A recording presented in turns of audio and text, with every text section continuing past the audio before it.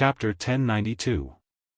Bolvar was an extremely principled and strong-willed man. It was true that he was pained by the depravity of the nobles, but he was a knight loyal to the king first and a noble second. He clenched his teeth and said, "As long as you have evidence, I will support you even if you have to wipe out all the nobles in Stormwind City."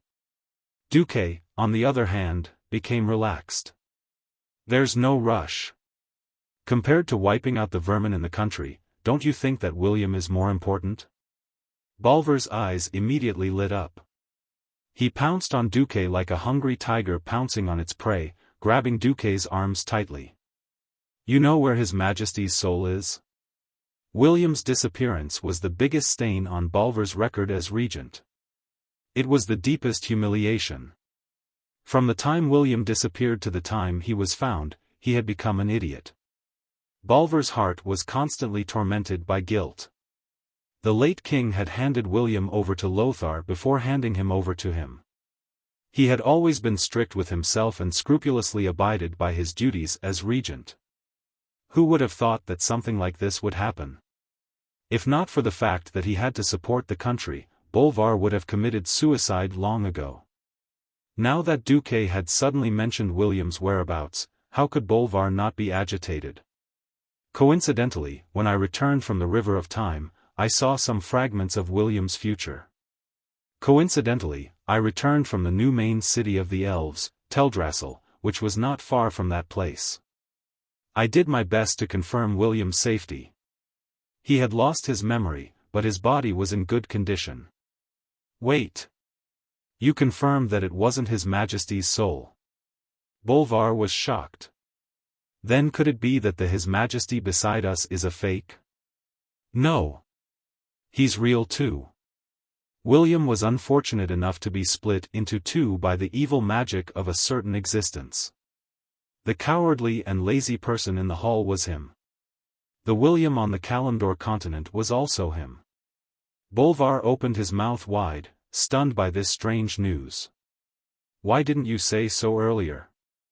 After entering the room, Duque had already set up a magic barrier to prevent eavesdropping, but he still made a shushing gesture. "If I say that, won't the one lurking among the nobles realize that I've seen through everything? Who the hell is that guy?" Bolvar gnashed his teeth. To think that a mysterious and powerful enemy had infiltrated right under his nose. This was definitely a dereliction of duty on his part. Duque patted Bolvar on the shoulder. "Brother, your acting is too bad. I can't tell you, but you can rest assured and leave that guy to me." "I believe you. I'll leave the domestic affairs to you. I'll personally lead the troops to fetch the other emperor back." At this moment, Bolvar was like a fanatic who was obsessed with Duque. His eyes were filled with stars. Duque also felt that he had gone overboard, but with Nozdormu's endorsement, no one could expose him. To be honest, even he himself felt that this statement was a little ridiculous, but Bolvar believed it 100%. "Wait. William is not in danger. If you bring him back now, you'll only ruin his training." "You said, training?" "Yes. Training. A hellish training. This is what William lacks. William is not bad, but the so-called not bad is only the standard of a mediocre king. He's not a wise king, and he's not good enough to carry the banner of the Alliance. Anduin and I have always had high hopes for William because he has the talent." "Talent?"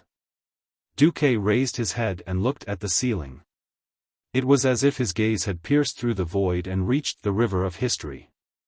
There, the two ancestors, Lang and Anduin, were smiling at him. "I've always believed that talent determines the height a person can reach. To reach this height, hard training is essential. William has the talent to become the leader of the Alliance, but his youth was too smooth." "Too smooth?" Bolvar's gaze was a little lost. "Think about it. The current chief of the tribe, Sal, has a noble background, but he spent his entire childhood and adolescence as a slave gladiator in the arena. He has to face life and death battles almost every day. On the other hand, he has a real understanding of human life, society, and culture. He has knowledge and wisdom that far exceeds the level of the orcs. Furthermore, the former chief of the tribe, Orgrim, has been secretly teaching him and imparting the tribe's spirit. That's why the current wise and outstanding chief of the tribe, Thrall, was born. Bolvar was silent. Duque was right. Compared to Thrall, who had gone through hardships and tribulations, William's life had been too smooth before he turned 20. At that time, King Lang had not been assassinated. Even though he had suffered the pain of the destruction of his country, he had Duque's support for internal affairs, Anduin's support for external affairs, and Lang's protection and guidance. William, who had not truly experienced life and death, was only a little better than a flower in a greenhouse. As a loyal subject, Bolvar was more eager than anyone to see his lord's growth and metamorphosis. "All right, Duque, you've convinced me. But first, I have to ensure His Majesty's safety." "Sure, but I won't allow you to go, not even the royal knights." "Why?" Bolvar roared. "Please, that place is not for holy knights. The holy light on your bodies is even more dazzling than a lighthouse in the night. Even if you send ordinary knights there, those who only think of justice and loyalty will easily see the world as black and white, and mess things up." Bolvar understood Duque's meaning. "All right. I'll let MI7 arrange for an elite team of rangers to go." Duque nodded in satisfaction. Coming out of the secret room, Duque sat in his personal carriage. The two important subjects, Reginald and Edwin, as well as the two maids, Vanessa and Solarian, were already waiting there. As a Grand Duke, he still had to have the necessary extravagance. The carriage was very large, and each side was enough for one person to lie down comfortably. There were also many protective spells and anti-eavesdropping spells. Sitting opposite him, Edwin Van Cleef was the first to bow his head and admit his mistake. "I'm sorry, my lord. I didn't even know that a powerful enemy had infiltrated the kingdom. It's my fault." "Huh. Do you know who she is now?" "Her?" Edwin immediately reacted, even though he was not absolutely sure. "Master, are you talking about Countess Anristo?" Duque revealed a mysterious smile. "Edwin, do you still remember Lord Presto?" In the carriage, the expressions of the other four people froze. Lord Presto, this name was not unfamiliar at all. Even Solarian, who was far away in Cuel Salis, had heard of it. The fallen ancient guardian, Nesario, had once pretended to be a human lord and infiltrated the alliance. He almost married Princess Kalia and was crowned king of Alterac. Chapter 1093. Edwin slapped his forehead in utter regret. This was a slap to his face. After all, he was in charge of the Marcus family's intelligence work. "It's not your fault. Anristo and Presto are very different in pronunciation and spelling." Duque wasn't spouting nonsense. After all, the common language in the world of Azeroth wasn't English. It was still an alphabetic system, but the letters, spelling, and pronunciation weren't the same. Windsor sighed. "I'm still thinking about how to dispatch troops if something happens to Stormwind City. But that's a dragon. Mortal force is meaningless. Reggie, don't move your main force. The Blackrock Beastmen will run out of the burning steps and cause trouble soon. I'll leave those guys to you." "No problem." Windsor patted his chest, his eyes blazing with fighting spirit. He was 38 years old this year, the best age for a man. His martial skills hadn't declined, but he'd experienced 3 battles at the Dark Portal in one go. He was definitely an outstanding commander. Duque smiled. "Reggie, fight this battle as the general of Stormwind City. You'll get what you want." Windsor's eyes lit up frighteningly. Of course he knew what Duque was talking about, the martial scepter. A marshal who wasn't even 40 years old. Just the thought of it was enough to make him go crazy with excitement. Isn't it just taking care of the Black Rock beast men? Don't worry.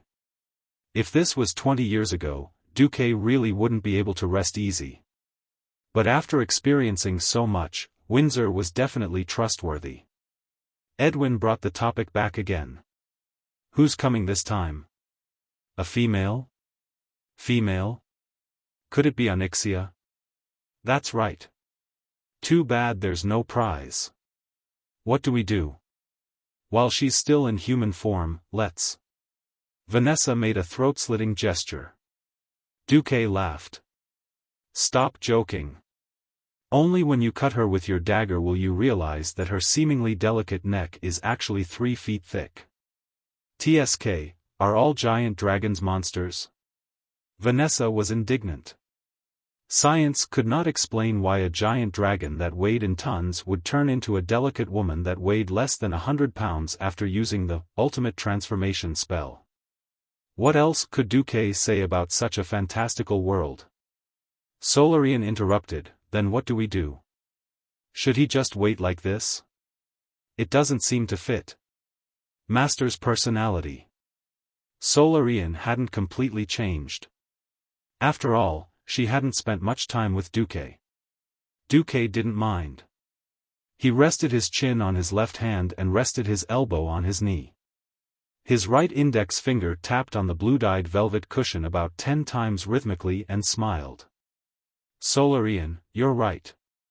Although waiting is in line with my status, the status of a mortal is meaningless to a dragon. At this point, a naughty smile appeared on Duque's face. But since such a giant dragon doesn't play violence with us, and instead comes to the human world to play politics and conspiracy, wouldn't it be rude of us as the host not to play with her? Vanessa pursed her lips. Dear Master, are you sure that Elune has cleansed you of all evil powers? Damn it, Master is working, don't talk as a maid. Edwin couldn't stand watching his daughter anymore. After lecturing her, he immediately turned to Duque. Master, you spoil Vanessa too much. She's almost forgotten her duty as a maid. Duque shrugged. Yes, Master. Are you planning to destroy the entire noble class? Windsor suddenly asked. After all, every knight apprentice is taught how to serve their lord when they are young. Only by making great contributions will they be allowed to enter the noble class and rise above the rest. If Master does this, with our power, we should be able to succeed. But there will be chaos, and who will rule the country in the future? Or do you want to change Stormwind to a Dalajan parliamentary system? Or a monarchical parliamentary system like in Quell, the Loss? Sigh. Duque sighed. So that's the case? This was the inevitable limitation of the people of this era.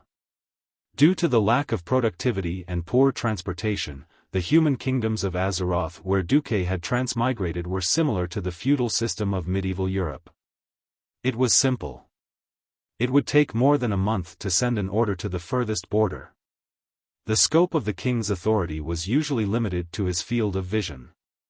He couldn't control anything beyond a 3-day journey, so he had to give his vassals great autonomy. Every lord was in fact a local emperor. But Duque used 20 years to promote the mechanical revolution with the steam engine as the core, and almost covered the entire territory of Stormwind. It would take less than a week to travel from Stormwind to the furthest territory. Access to roads, access to money, access to government orders. Maintaining the more primitive feudal system under such circumstances was actually hindering the development of the entire society. For example, this time, the princess of the Black Dragon Onyxia had just provoked a little, and the brainless nobles who were blinded by prophets couldn't wait to jump out. On the surface, they wanted to increase taxes, but in reality, they wanted more power. Otherwise, they would threaten to abolish the railway transportation. This situation was even worse than when Onyxia provoked the Mason Brotherhood to demand back pay from the Stormwind nobles for the construction of Stormwind City. That time, the Stormwind nobles didn't pay for the construction of the city. It was a typical peasant worker demanding back pay. Of course, there was also the reason why Onyxia lied to the backbone of the Mason Brotherhood. She asked them to falsify accounts and raise the construction costs to demand money from the Stormwind nobles. The problem was that at that time, the nobles were also very poor. Naturally, the nobles thought that this was extortion. Under the Princess of the Black Dragon's provocation, the Mason Brotherhood rioted. The mole she arranged even threw stones at Varian's queen, Tiffany, to death. Varian, who knew that he was in the wrong, was still extremely lenient and exiled the Mason Brotherhood instead of starting a massacre. As a result, the Defias Brotherhood came into being. In this life, because of Duque's influence, the resources in Stormwind were extremely abundant, and the people were extremely happy. It was very difficult to incite conflict between the people and the nobles, so the nobles fought with Bolvar for power. Who would have thought that Duque would return at such a crucial time? Duque didn't want to cause too much chaos, but since Onyxia had started it, he could only carry on with the reform. Chapter 1094. Duque pondered for a moment before replying, "I have no intention of disbanding the entire noble class. To be honest, a ruler is a necessary existence. Without a ruler, the people will be in chaos. But what I, and even the entire world, need is a group of rulers who are united and actively preparing for war to face the Burning Legion and other dark forces, not maggots who dare to attack the soldiers on the front line for their own interests." "My lord, what else did you see in the River of Time?" Windsor asked. "War. Not only against the Burning Legion and the Scourge Legion, but also against the ancient elemental lords and the most evil ancient gods. Every 2 to 3 years, there will be a great battle similar to the Third Dark Portal. Duke tricked his subordinates like a charlatan. If Duque had said this 20 years ago, he would have been treated as an idiot. But humans were a race with amazing adaptability. In these 20 years, everyone had gotten used to it. No one did not believe him. Although they believed it, the expressions of the 4 people in the carriage turned serious. "Understood. Let us do what we can for our Lord. Let us pave a bright path for this world full of calamities." With Windsor in the lead, the 4 of them bowed to Duque. On the other side, the Storm nobles began to contact each other as soon as the meeting ended. However, they sadly found that they could not find anyone on their side, or even a team that could contend against Duke Marcus' tyranny. At this time, they were pleasantly surprised to find that someone had committed a crime. Countess Katrana and Risto had suddenly announced that there would be a masquerade party tonight. Yes. The kind that wore a mask and did not even need to show their faces. The Countess was so considerate that she specifically instructed the person who delivered the invitation to verbally convey that they did not even recognize the family emblem on the carriage, they only recognized the invitation and not the person. From the most powerful dukes to the insignificant barons, at least 200 to 300 nobles directly agreed to attend the banquet. Bolvar was silent for a long time when he received the news. In the shadows in front of him stood a shadowy man. He was short and capable, with deep brown eyes. "Your Excellency, what should we do?" In the end, Bolvar waved his hand. "I have already reached an agreement with Regent Marcus. I will not interfere in this matter. Moreover, doing so would obviously help the Stormwind Kingdom become a more powerful nation. You just need to focus on the Ghost Wolf mission." "Understood." The man silently retreated. Looking at the empty room, Bolvar sighed. "Duque, don't disappoint me." That night, the atmosphere was strange. As the sky gradually darkened, almost all the noble houses opened their doors, and many carriages streamed out. Some of these carriages had family emblems, while others were unemblemished carriages used by servants to purchase goods. More than 4 figures of carriages poured onto the streets at once. Even when Stormwind City was being rebuilt, Duque had designed all the main roads in the city plan to allow 6 carriages to travel side by side. The main road that ran through the entire city was even more exaggerated, with 12 lanes. However, when thousands of carriages came out at the same time in a premeditated manner, the traffic inevitably fell into chaos. If MI7 attempted to follow some of the major nobles, they were bound to go crazy, because they simply did not have enough manpower to follow every carriage and figure out who was sitting inside. However, the nobles quickly fell into doubt. Logically speaking, they would at least attract a large number of stalkers by openly confusing the line of sight. For example, there were only a few dozen elite thieves in MI7, and the rest were ordinary peripheral members. There were only about 500 of them. Moreover, with less than 1,000 thieves scattered throughout Stormwind's vast territory, apart from the Marcus family's territory, which might have fewer people, there should be at least 30 to 40 people in each district, right? The number of thieves that could really be mobilized in Stormwind City would not exceed 200. But, there was not a single stalker. The nobles who wanted to participate in the masquerade party arrived without a hitch. They were not worried about being questioned by the two regents.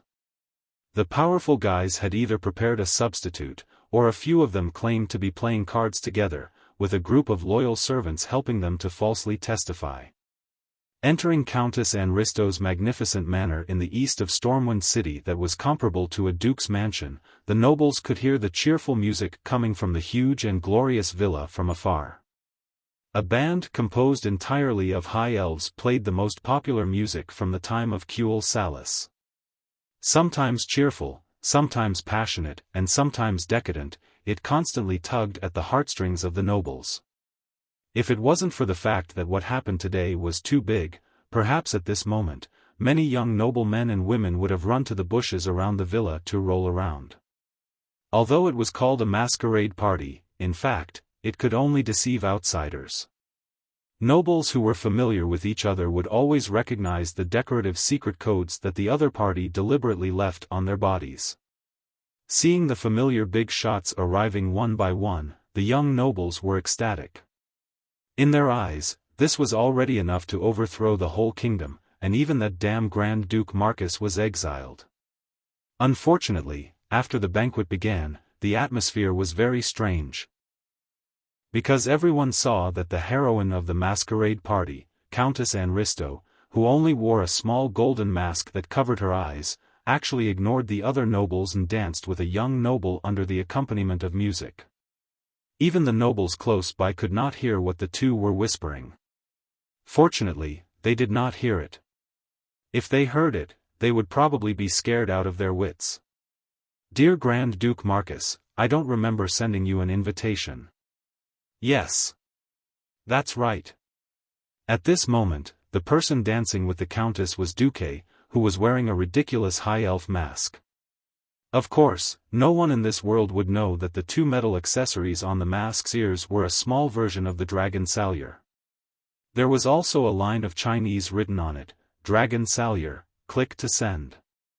The evil Duque gently held the slender hand of the humanoid black dragon princess with one hand, enjoying the soft touch. At the same time, his other hand unscrupulously hugged her waist. Yes, from time to time, his hand would slip a little. Every time he felt the faint anger from the princess, he would put on an expression of, "My hand slipped, I'm sorry. I like crowds the most, and I have the habit of never letting go of my favorite things."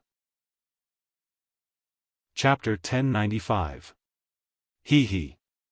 You're really confident. Onyxia had a formal smile on her face. Of course. As an expert and a leader, confidence was a must. That's because you might not win with confidence, but you'll definitely lose without confidence, Duque teased without showing any weakness. Hearing this, the Black Dragon Princess laughed coldly in her heart. Hee. If you knew who I was, would you still be so confident? She didn't know that Duque was also laughing coldly in his heart. Hee. If you knew that I already knew who you were, would you still be so calm? Would you pretend that you didn't know and continue playing politics with me among the nobles? Or would you flip the table on the spot and turn into a black dragon and start fighting? Just like that, the human and the dragon looked at each other gently and even affectionately in the eyes of others. No one knew that these two fellows couldn't wait to kill each other. Onyxia laughed. Is this the confidence of the legendary Casanova Duke who conquered many queens? The Black Dragon Princess suddenly thought maliciously.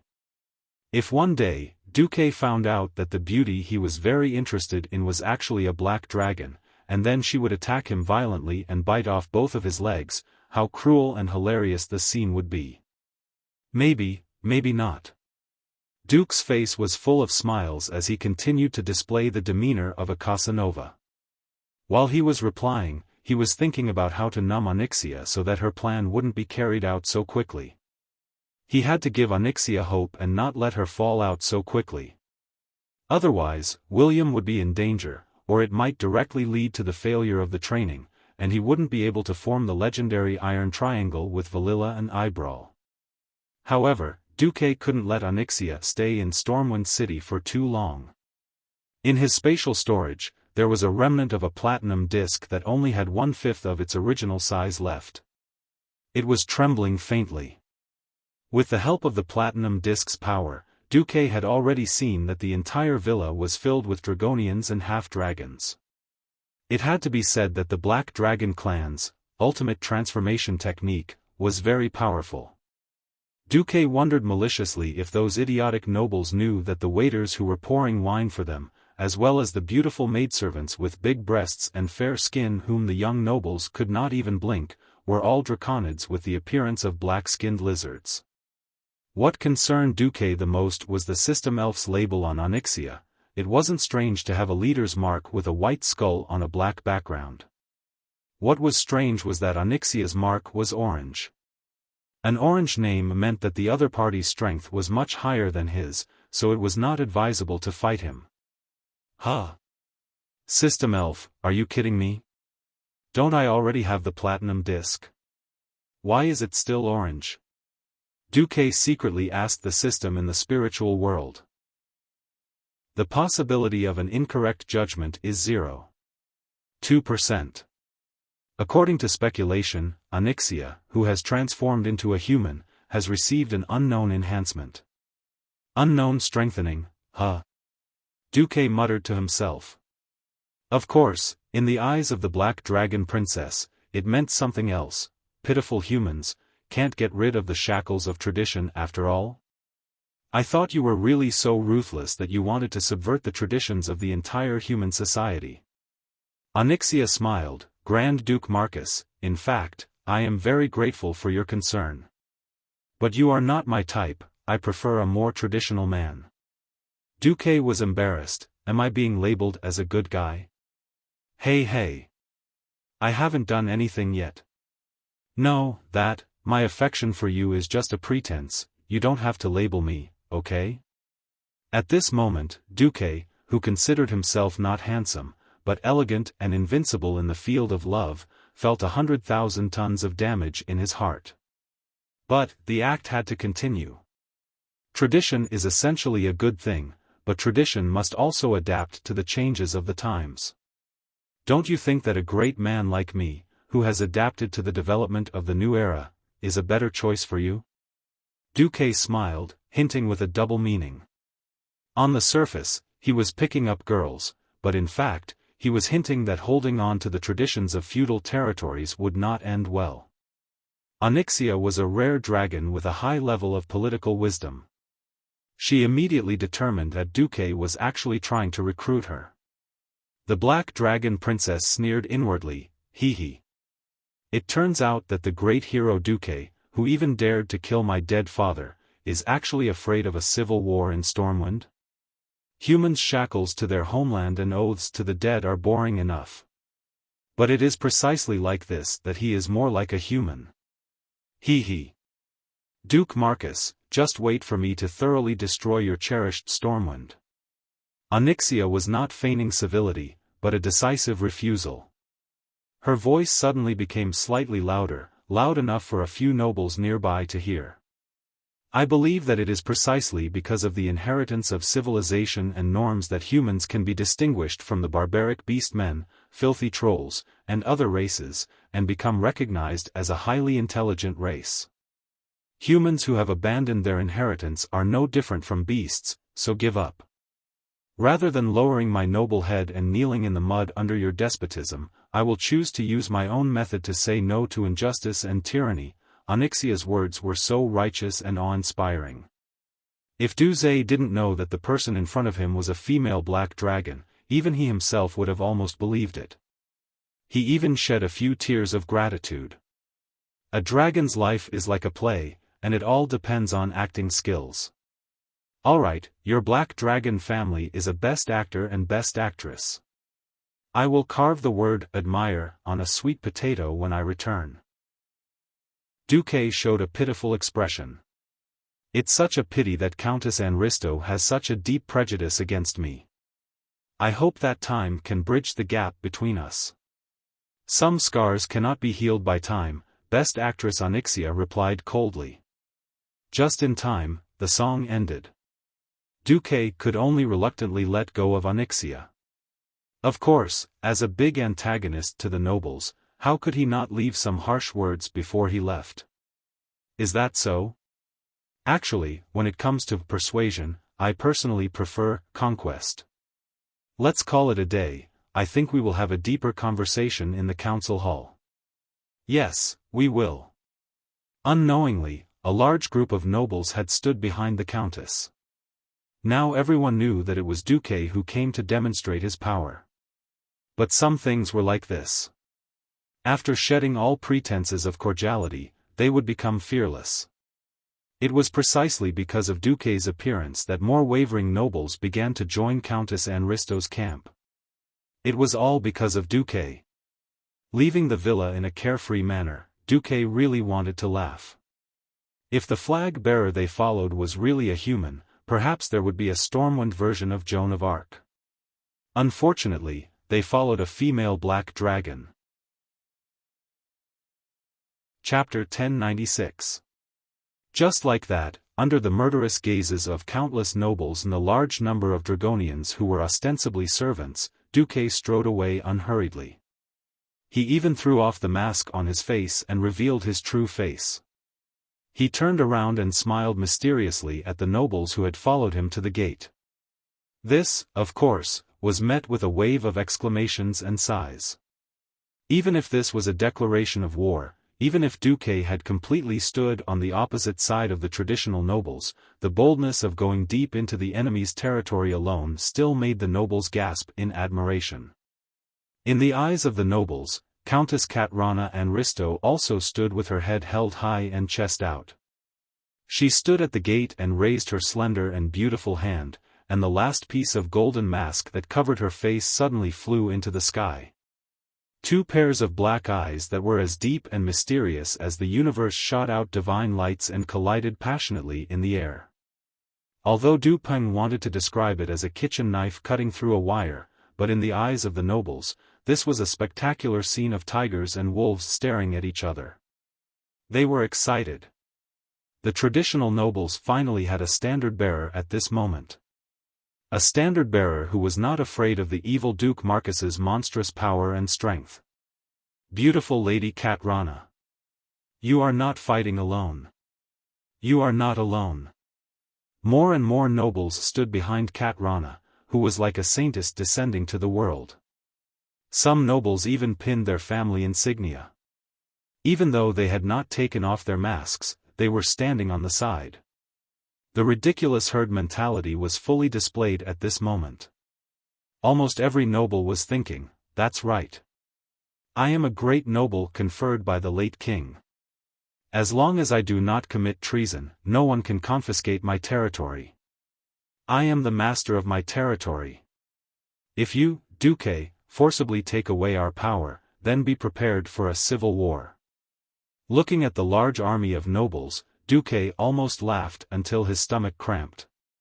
After snorting, Duque turned around and no longer looked in the direction of the villa.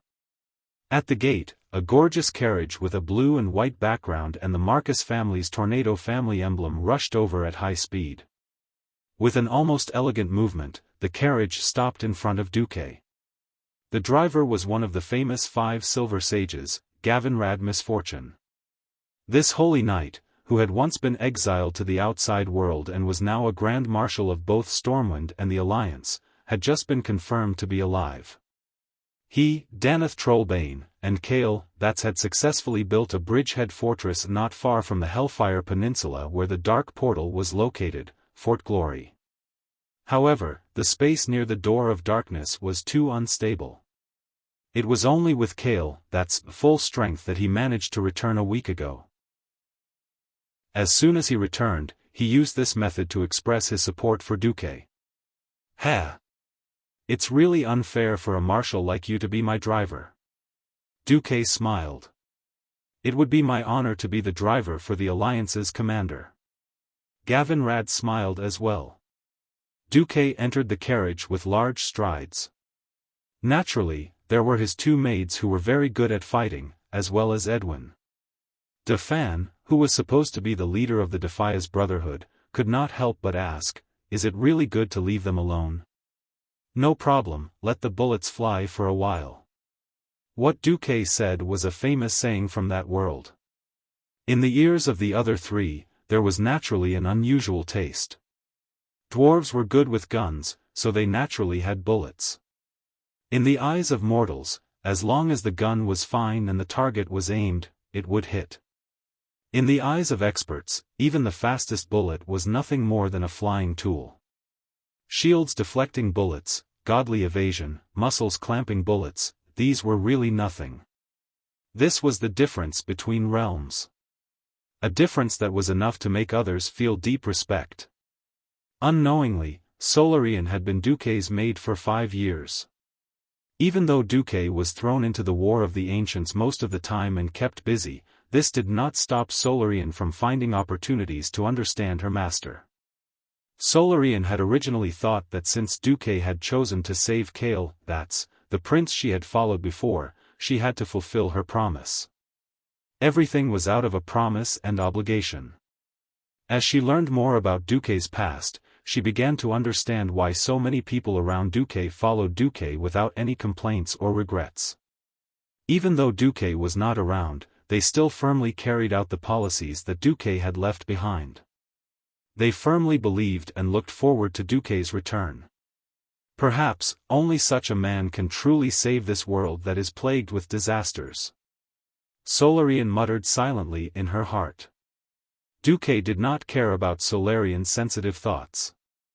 In his opinion, a human maid who had regained the appearance of an 18-year-old and a beautiful elven maid with a shelf life of tens of thousands of years was enough as eye candy.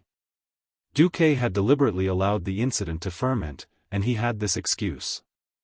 This was because on January 2nd, year 21 of the Dark Portal, which was the day after New Year's Day, the Alliance would hold a meeting. This meeting was of great significance. It was not only the 20th anniversary of the Alliance, but also to welcome the Night Elves to join the Alliance.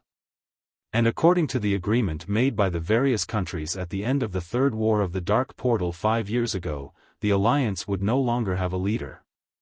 Instead, a standing leader would be elected every 5 years, and a new Alliance commander and deputy commander would be elected. Last time, because of urgent matters, after Duque returned from the void where Karazhan was, he took the position of Alliance commander for a time. Later, because of the Archimonde curse, he resigned.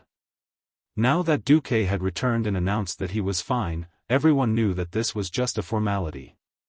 The position of Alliance commander would definitely belong to Duque. This was just like when the leaders of the Celestial Empire went on a visit before Duze, and then, conveniently, signed a number of trade contracts. In fact, they had already been signed and negotiated, and only announced at once. Since the birth of the Alliance, there had been a total of 3.5 commanders. The first was Anduin Lothar. He was the least controversial. If it were not for Duque's dazzling achievements, he would probably have been given the title of God of War. The second was Alexandros Mograine. Although he was rigorous in his use of troops, it had been proven many times that his ability was limited to one army. With 200,000 troops, he could give you the effect of 400,000 troops. Give him 400,000 troops, and it was still 400,000. The third was Duque. His dazzling achievements were enough for him to be recognized as the god of war. The only thing that restricted him previously was that he could not get the support of the Rotterdam kingdom. The remaining half was William, who could be considered an apprentice under Lothar. All the kings knew who the best candidate was. What was more rare was that Duque had started his career early, had the best achievements, and had the best achievements. All the kings respected him. If there were no accidents, Duque could be the commander for at least another 30 years. As long as Duque did not announce that the alliance would become an empire, everyone would respect him. Under such an atmosphere, the leaders of the various countries who arrived at Rotterdam on the 1st of January seemed extremely harmonious. Chapter 1097.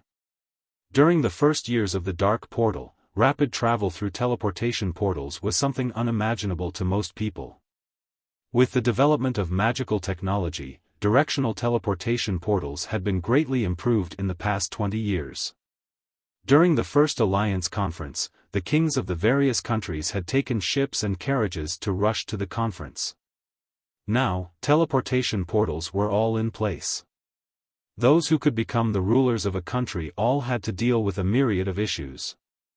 As long as it was safe, no one would have the time to waste on the road. In Teldrassil, Tyron's trusted aide Melland was still feeling uneasy. I wonder if the kings of the various countries will give us the cold shoulder now that we've joined the alliance. In fact, the Nature faction had the same worries. Fandral Staghelm even publicly expressed that Tyron's actions were akin to being cold-shouldered. However, the Night Elves were more inclined towards the alliance. After all, on one side was a pleasant-looking fellow, while on the other side was either Bonehead or the green-skinned beast man who had killed their demigod Cenarius. However, no matter how they thought about it, it was better to actually pay them a visit. I won't. Tyron smiled gently. Yes, Your Excellency High Priest, has anything happened recently? I feel like you're in a good mood, and you're glowing. Is that so? You must be imagining things. Tyron turned her head away, blushing. Time's up. Stepping through the teleportation portal that was opened by the Dalaran wizard who was sent ahead of time, the Night Elves only felt a sense of dizziness. They had not experienced the feeling of space deviation ever since they exiled their compatriots, the Blood Elves who now called themselves Sind Dorii. It was a very short feeling, lasting only a few seconds. By the time they came back to their senses, they were already in a wide passageway that wasn't too long. The portal was less than 10 meters away. Sentinels. Puff out your chests. Melland's idea was to display the might of the Night Elves. Unexpectedly, as soon as they stepped out, a female figure in a blue and white wizard robe quickly walked up to them. Sister Tyrant. We meet again. Her tone was calm, but her actions were passionate. Under the gaze of Melland and the sentinels, the crowned Queen Jaina rushed up and hugged Tyrant. Her actions were extremely intimate, as if they were sisters who had been separated for many years. You're the queen. Pay attention to your image. Although she said it was a reminder, Tyrant's tone was as if she was doting on her own sister. Melland was shocked. She hadn't seen the two of them being so intimate the last time they worked together to kill Arkharon on Mount Hyjal. What the hell happened? Sister, sit in my carriage. Jaina pointed at her royal carriage. Then I'll have to trouble you, sister. Tyrant smiled gently and waved at Melanie, motioning for them to follow her. She then boarded the carriage without hesitation. After all, the mana consumption of the teleportation portal depended on the size and weight of the object being transported. Tyrant did not bring her famous white tiger with her, so she could only rely on the alliance to provide transportation. With Kurdalas, the queen of the earliest member of the alliance, leading the way, it was the best way for the night elves to integrate into the alliance. Along the way, Tyrande and Jaina chatted happily in the carriage. Melland and the other sentinels were filled with curiosity. As soon as they arrived at the newly built Lordaeron palace, they bumped into the Queen of Sin Dorii, Sylvanas, and the Queen of Alterac, Wuxia. Without any formal greetings, Wuxia came up and gave Tyrande a warm hug. "Sister, welcome to the Lordaeron continent. After the meeting, you can come to my South Sea city if you have time." Sylvanas came up and gave her a hug as well. "Sister, we meet again." Sylvanas' tone was slightly calmer, but everyone could see that she was friendly towards Tyrande. Elves of two different skin colors, two leaders hugging each other. To the night elves who had been isolated for thousands of years, this was a historic moment. Some of the older night elf sentries felt their noses tingle. The two elves were ultimately of the same origin. It was purely a difference in ideology that caused them to split. Who would have thought that after the ancient war 10,000 years ago, the night elves and blood elves would fight side by side again? Compared to Jaina and Wuxia's enthusiasm, Sylvanas was more reserved. She and Tyrande had another topic in common: shooting. Tyrande was a priestess and archer.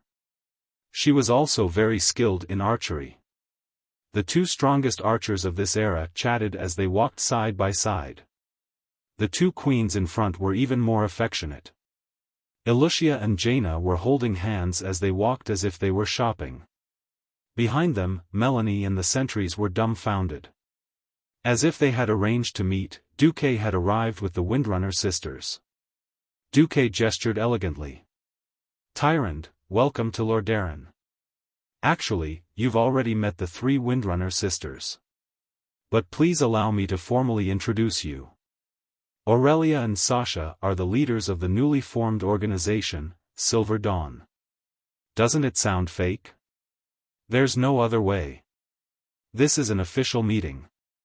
Even though they've already met each other sincerely and reached a consensus, they had no choice but to introduce each other in public.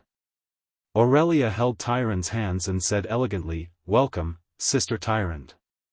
Silver Dawn is a civil organization with the High Elves as its core. Its goal is to fight against the Scourge. However, we are directly under the command of the Alliance. If you have any missions against the Scourge, please call us sisters. We'll definitely have many opportunities to interact." Tyrande looked at Duque. Just as she was about to say something, a rough and strong voice suddenly sounded. "Duque! Don't mix with the women. Come and drink with me. This time, we'll drink you until you're unconscious and get the good stuff out of your stomach."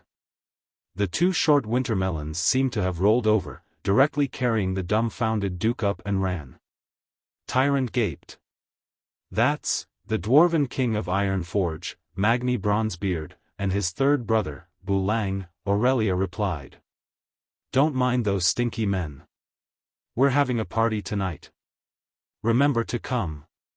Sasha, who was the most active, whispered into Tyrande's ears. While official negotiations were important when it came to interactions between nations, personal relationships were also important.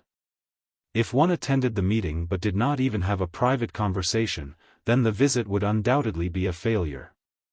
The first and second day were all given to the kings to chat in private. It was obvious that Tyrande was not excluded from the Alliance's circle. Chapter 1098. On the first of the day, Tyrande was busy greeting the leaders of the various countries. Thanks to the battle at Mount Hyjal and her relationship with Durin, they were all on good terms. Of course, the final victor would still be the private gathering at night. At 10 at night, Tyrande arrived at the guesthouse of Sin Dorii under the protection of sentries. Along the way, not only were there sentries every few steps, but there were also teams of elite guards patrolling the area. There was also a large three-dimensional protective magic formation set up by the arcanists of Sin Dorii.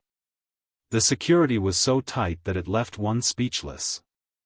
Looking at the solemn and nervous expressions of the guards, Melon subconsciously thought that they were about to hold an important meeting that concerned the survival of the world. Seeing how relaxed High Priestess Tyrant looked, holding a thin bag in her left hand and humming a song as she went to the meeting, Melon finally couldn't hold it in anymore. "Sister. Is it really okay to be so casual?" As a member of the Alun Sisterhood, this was how they addressed the older and higher priestesses. Tyrant smiled. "Sister, it's fine. I'm really just going to make friends. The tight security is just a trick to fool outsiders." "Really?" Tyrant's casual tone didn't match the solemn atmosphere at all. Under the guidance of the leader of the Blood Elf Paladins, Liadline, Tyrant and the others finally arrived at the basement of the guest house. In such a secluded place? Could it be a trap? Melon couldn't help but gulp. Just what kind of battle of words was waiting for him in front of him? At the entrance, the stern-faced female guards opened the door. The heavy door creaked open. Suddenly, an unimaginable wave of voices came rushing at them. "Catch her. Don't let her get away." The voice giggled. "Boo-hoo. You sisters are bullying me." The female voice sounded aggrieved. "Jaina, don't use magic," someone complained. "Then Sasha, put away your rubber arrows first," someone protested. Melon recognized every voice. But Melon didn't dare to confirm it. In the next second, a slender figure in disheveled clothes rushed through the tall, opaque entrance and rushed to the door.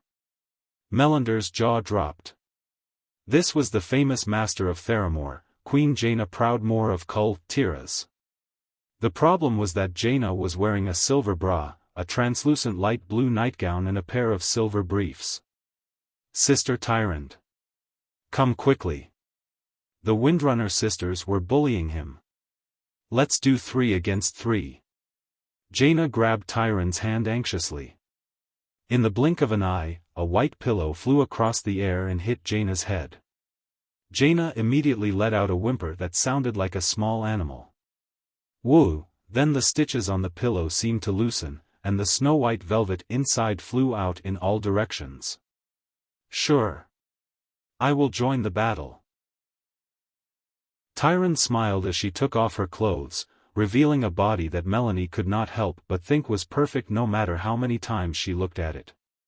She then put on a white nightgown.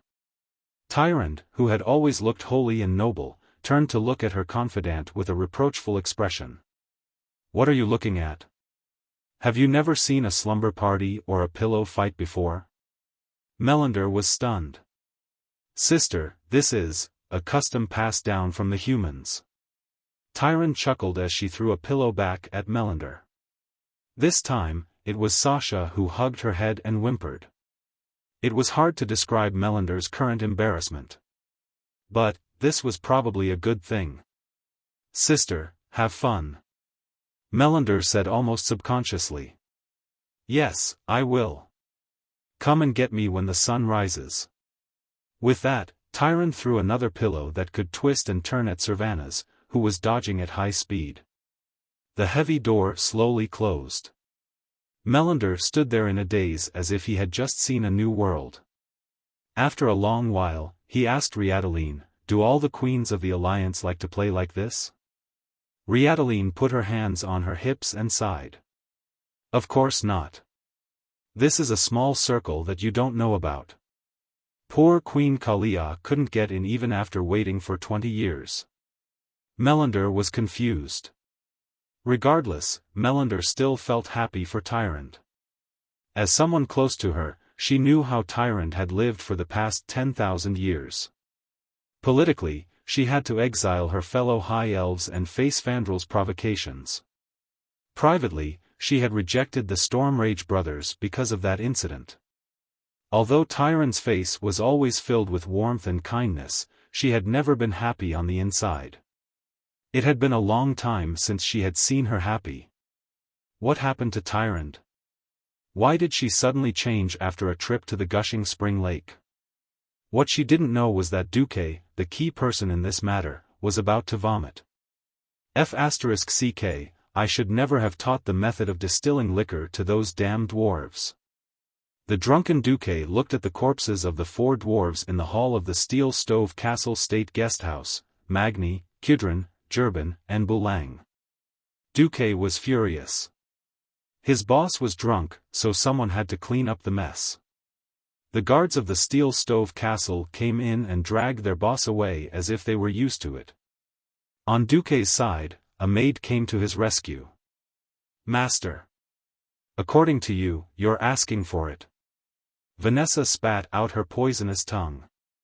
Ugh, send me back to the Storm State Guesthouse. Aurelia and the others are having a pajama party.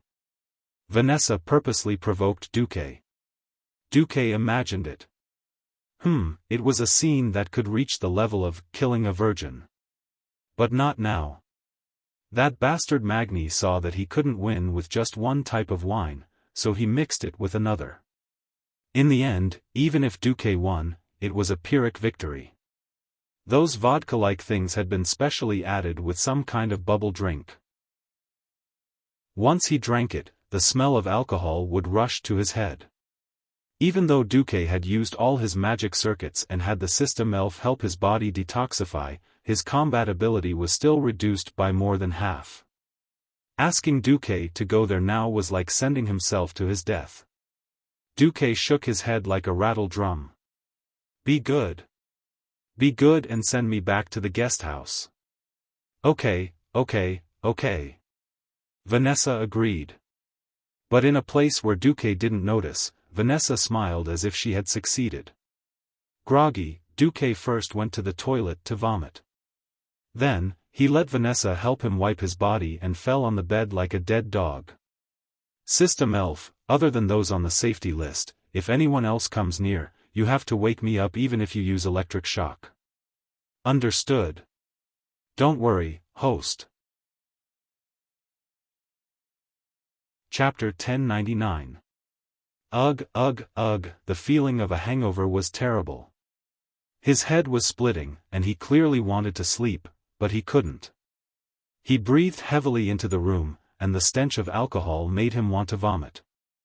Unfortunately, he had already vomited everything he could, and the rest had entered his blood vessels. He could only hope for his liver to break down more alcohol enzymes so that he could sober up faster. In a daze, Duque noticed that someone was touching him. The system genie showed a green light. That meant he was on the same side. Duque didn't care. Anyway, he was a weakling now, and he was counting on others to serve him. That person took advantage of the darkness to come up, and her soft little hands groped him. Then, Duque realized that she seemed to be using armor break on him. Don't worry about me. Let me sleep. Huff. The other party seemed to be startled, but then came a mosquito-like reply, okay. Huh. Wait. Something seemed wrong. Although his body's senses were rather slow, Duque could still feel the strange touch when the other party was gently and carefully sharpening Duque's godly sword. Duque forced his heavy eyelids open and saw a blonde head. Without long ears, was it a human? The only blonde human female around him was Jaina, but Jaina definitely didn't have this kind of hair that reached her waist. Duque suddenly woke up. He finally saw who it was and cried out involuntarily, Kalia. Like a stupid thief who had been caught stealing for the first time, Kalia froze, completely at a loss for what to do. However, in the next moment, 2 lines of tears rushed out of Kalia's eyes and slid down her still elegant cheeks. If it's me. Can't I do anything? Duque, do you hate me that much? The moonlight shone into the room, making Kalia's bright blonde hair shine. Time passed, but the years still left traces on the face and body of this once beautiful princess. Under the moonlight, there were already some crow's feet at the corners of Kalia's eyes. Kneeling at the end of the bed, her unreserved female body was full of the traces of a mature woman. Sitting up, Duque suddenly sighed. It's been 20 years. That's right. It had been 20 years. From the very beginning, when they first met, there were a few short but interesting conversations. Then, he helped Kalia fake her death.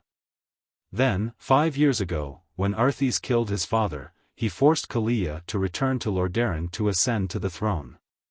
It had been 20 years since then. Actually, ever since Duque found out from Vanessa that Kalia refused to use his eternal blessing, Duque knew Kalia's decision. Returning to her youth was seen by her as a breakup gift, but Kalia refused to accept it. Therefore, she would rather appear in front of Duque in her youthful appearance. Her tears were still flowing, causing Duque's heart to ache. Yeah. It's been 20 years, but in these 20 years, I've never regretted even for a second. Kalia's voice was still crisp and soft. It was like an awl that pierced straight into Duque's heart. Duque's mouth moved for a long time, and he let out a long sigh. You're so silly. I've always done those things purely because I don't want the heavens to destroy your beauty. Leaning over lightly, Kalia sat on Duque's knees, and put her hands on Duque's shoulders. So what? The only one who saved me from that cage called the palace was Duque. The only one who gave me the most regretless youth, and let me enjoy 10 years of freedom that I couldn't even dream of, was Duque. Maybe in your eyes, I'm just a passerby. But in my eyes, you're all I have. So, even if I don't want to return to Lordaeron, as long as it's your wish, I'll do it. Duque was silent. Kalia's forehead gently touched Duque's forehead, and her tears flowed even more. I'm sorry. I know that you like the Windrunner sisters the most, and I know that you don't like me, but I really like you too much, and I love you too much. In the beginning, I was willing to wait silently. But you accidentally went away for 10 years, and immediately after you came back, there was a fierce battle, and then you disappeared for more than 4 years. What else could Duque say? He was also very helpless. It was always the void, or the river of time. If sorry works, I'm willing to say it 100,000 times, 1,000,000 times. But I really don't want to lie to myself anymore, and wait like a fool. I've waited for 20 years, and I really can't accept that I won't have any emotional interaction with you in the future, and that I'll end my life like this. So, even if what I'm going to do next is wrong, please forgive me, okay? After saying that, Kalia wanted to act recklessly. Who knew that Duque would suddenly push her away? Kalia was extremely shocked. Weren't you drugged? Needless to ask, it must be someone close to him who was a spy. He shouldn't have let Vanessa stay by Kalia's side in the first place. Damn it, a good maid has become bad. Duque's face twitched. Damn it, Vanessa, you bastard maid, I'll deal with you later. In the maid's room outside the door, even though the soundproofing was good, Vanessa, who was not asleep, suddenly felt a chill. Turning back, Duque fiercely looked at Kalia. Idiot woman. You even gave up your last chance to escape from my clutches. Don't blame the world for your stupidity. You're finished, just wait to become my collection for eternity. After Duque's malicious words, Kalia's tears turned into laughter. Good. I've waited for this day for 20 years. Take this, watch my throat slash. Duque's godly sword stabbed forward, and the cruel sword edge instantly pierced through. Kalia was like a swan that had been shot by a sharp arrow. Her long and perfect neck was stretched to the limit because of the pain, and the tears that had already been gushing out were like a broken dam. But this time, they were tears of joy. At the same time, because of the pain, her throat seemed to be sealed, and she could not say a single word. That's right, Duque was indeed very rough, but for a woman who was crazy for love and was willing to throw herself at him like a moth to a flame, for a woman who had waited for 20 years and was not willing to wait for even a second more was torture. This was just right. Duque. Duque. Duque. Duque, du-ku. Kalia seemed to want to pour out the feelings that had accumulated in her heart for 20 years. She did not do anything, but cried out Duque's name the whole time. Unknowingly, it was Dawn. Duque, that eternal blessing, I'd better use it. Otherwise, I won't have confidence in front of those beautiful sisters who won't age. Yes. Chapter 1100. On the 2nd of January, Queen Kalia suddenly summoned the ministers of the Rotterdam kingdom urgently. A large number of nobles looked at the radiant queen on the throne in astonishment, completely speechless. In order to avoid suspicion, Duque asked Kalia to ingest the blessing of eternal life in stages. The changes would not be too obvious in a short period of time. However, just because her appearance did not change did not mean that her spirit did not change. The old ministers, Mograine and Abendis, knew that the queen had not been happy in the past few years. However, they had no choice. Kalia was the only legitimate heir of the royal family. If they did not support her to ascend the throne, all the people of the Rotterdam kingdom would be like wandering ghosts. They would lose their loyalty and cohesion. That was a deep-rooted concept that had been rooted in this land for 2,800 years and had been passed down for countless generations. Since the day the queen ascended the throne, the old ministers had been worried about the continuation of the royal bloodline. Even though there were countless young nobles in the country who had launched an emotional attack on Queen Kalia, they were all chased away and killed. Everyone knew that Queen Kalia only had one him in her heart. The problem was that although that guy was good, no one knew where he had died all year round. Besides, he had a few queens who had an unclear relationship with him. The people of the Rotterdam kingdom could accept an extremely powerful husband, but they would never accept their queen running off to be a lover.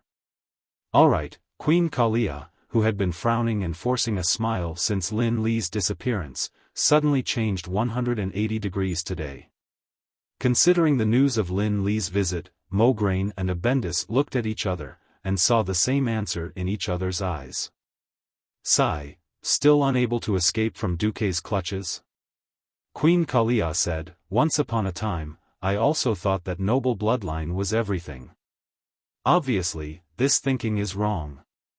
The great commander of the alliance, Duke Marcus, once said something that I deeply agree with: people are noble because of their great deeds, not because of their bloodline. The queen's words caused a commotion among the ministers. They were too embarrassed to interrupt the queen because she had not finished speaking. True nobles, such as Anjouan Lothar, have the noblest sentiments and the grandest thoughts. When he discovered that Thoradin the Great's bloodline was a restriction to the various human kingdoms, and even to the growing number of races in the alliance, he decisively chose to end the noblest bloodline in his own hands. As for the despicable, even if they have the so-called noble bloodline, just like my brother Arthas who killed my father, King Tyrrhenus, they will also do things that will anger the gods. The mention of Arthas was an eternal pain in the hearts of all the people of Rotterdam. He killed his father and annihilated all the nobles and citizens of the Rotterdam city. He even spread the plague and death throughout most of the Rotterdam kingdom's territory. If it weren't for the fact that the various countries had suffered great losses and were unable to go on an expedition to Northrend, the people of the Rotterdam kingdom would have long gone to take revenge. Now that Kalia said that Arthas was a despicable person with a noble bloodline, it was really hard to refute. Especially when Kalia said this as the only heir of the Menethil royal family, no one dared to object. Queen Kalia stood up. She seemed to have some difficulty moving, but her beautiful appearance combined with her righteousness made her soft voice sound powerful. 2,800 years ago, my ancestor opened up the then barren Tirisful forest for the humans, so he was honored as king from the leader of a clan. 2,800 years later, Arthas was stripped of his right to be king because of his heinous crimes. With history as a mirror, only people with both talent and virtue are qualified to be king. So if there is such a day, someone more suitable than me to lead Rotterdam appears, even if his surname is not Menethil, Kalia Menethil, will not be stingy with my throne. I will abdicate." The words of a king were an oath that was thousands of times more serious than a nail on a board. In a sense, Kalia's words were like opening a Pandora's box with her own hands. For people who were greedy for power, this was undoubtedly asking for trouble. But everyone knew that Kalia had said more than once that she did not want to be queen.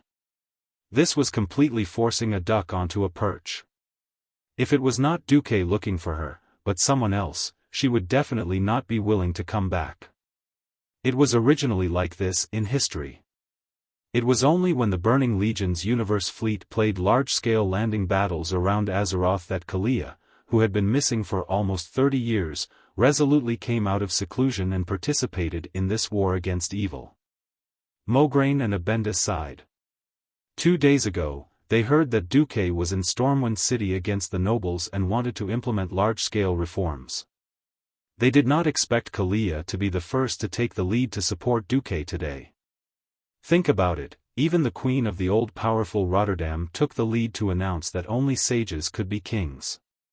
What right did the small nobles in the south have to cling to the so-called aristocratic regulations from 2,800 years ago? This was simply a slap in the face to the nobles of Stormwind City. Kalia did not give the nobles of Rotterdam any room to refute, and directly announced the end of the meeting. One could imagine that the wave of sages being kings that would be set off next would sweep through the entire human world. After the meeting, Kalia quickly went to the side hall. Jaina was already waiting at the door. "Sister Kalia. Sister Jaina." The two queens hugged each other intimately. They had been best friends since they were very young. After all, they were both princesses and were close in age. But later, as Jaina was married to Duque by King Theron and left for the Elven Forest, the two had no choice but to alienate each other. Unexpectedly, after a big circle, they were back together again. Jaina brought Kalia into the side hall. Only then did Kalia realize that the queens and leaders were already there. Seeing Kalia's awkward walk, Jaina snickered and laughed maliciously. "Speaking of which, Duque is a big jerk. He had to torment us human girls. The three of us were going to chase him. Elves are all very loving. That's not it. He wasn't gentle to me at all. I insisted that I didn't want him, but he still bullied me regardless and forced me to learn those shameful things." The pure and holy Tyrant seemed to be reminiscing as she held her face in her hands. The other 6 were shocked. As the high priestess of the moon goddess, Tyrant had turned into a female chauffeur. When she suddenly started racing, a pure girl like Kalia could not afford to be hurt. Elusia could only change the topic in embarrassment. "But, is it really okay for you to do this? I'm immortal. I'm not a talented person. If I take the throne, there might be all sorts of bad things that will happen. Why don't you take advantage of the fact that Mograine and the other old ministers are still here to arrange things and find a chance to retire?" Chapter 1101. Not every queen was like Kalia, who said to let go and then let go. It had nothing to do with greed for power. It was purely determined by one's ability and personality. Kalia did not have any special talents. She was not strong in battle, and she was not as good at internal affairs as Elusia. However, she was more suitable to be a spiritual leader than anyone else. Since her ability was at the level of a mascot, she might as well retire early and have a peaceful life. Otherwise, without external protection, she would get into trouble sooner or later while sitting on the throne. She would either become a puppet or lose her life due to a betrayal. At that moment, Duque came in. Seeing the harmonious atmosphere, he rubbed his nose in embarrassment. The throne meeting is about to begin. Everyone, get ready." Just as he was about to run, Queen Sylvanas suddenly put a hand on Duque's shoulder. Feeling guilty, Duque was immediately petrified. "Ah! I swear I won't add any more sisters for you. Duque surrendered first. Pfft! Sasha burst out laughing. Second sister, you scared him. The others in the harem also smiled. Only Kalia buried her face in Jaina's chest, not daring to look at anyone. Queen Sylvanas could not even be angry. She put her hands on her hips. No. We discussed it all night at the pajama party and came to a conclusion. What conclusion? Queen Sylvanas seemed to have lost her temper. I really don't know if you did it on purpose or not. We sisters are either queens or leaders. Most of us are so busy that we don't have time to accompany you all day. None of us can let go of our careers or our people. And the world is getting more and more dangerous, so we can only let you take advantage of us, you little bastard. Unknowingly, these beauties had gathered around Duque. Their beautiful eyes wandered, and finally landed on the oldest Tyrant. Tyrant smiled. Duque, you are someone who can do great things. Perhaps the safety of the entire world of Azeroth rests on your shoulders. Since we are willing to follow you, we do not want to burden you anymore. Instead of crushing you to the point where you can't breathe, it's better to let go and let you soar freely. Aurelia, who was the first to become Duque's woman, said, yes. We have an agreement, as long as you make all the sisters happy first. Do as you wish. Although Dumuk was touched, his facial muscles were still twitching. An infinite harem sounds great, doesn't it? However, the prerequisite was that he had to please all of these ladies. Only then would he be able to increase his happiness by one. Duque suddenly felt that one of Gu Tianla's words was very true. A man's energy is limited. But the number of girls in this world was limitless. Using a limited amount of energy to bombard an unlimited amount of girls, this in itself is a losing battle. If he continued to act recklessly, he would only be finding trouble for himself. Duque spoke righteously and with the aura of an honest and reliable young master. He raised 3 fingers and said, I swear. Before they could make their vows, the heavens suddenly sent a bolt of lightning from the clear sky, as if a group of fellow Taoists were going through a tribulation. Lightning flashed and thunder rumbled. After a while, there was a downpour, followed by sleet and snow. Even Tyrant, who looked so serious, laughed, not to mention the other younger ladies. Ha ha ha. Ha ha ha. Sasha, who had the most carefree personality, laughed so hard that her stomach hurt. She laughed so hard that she almost choked on her breath.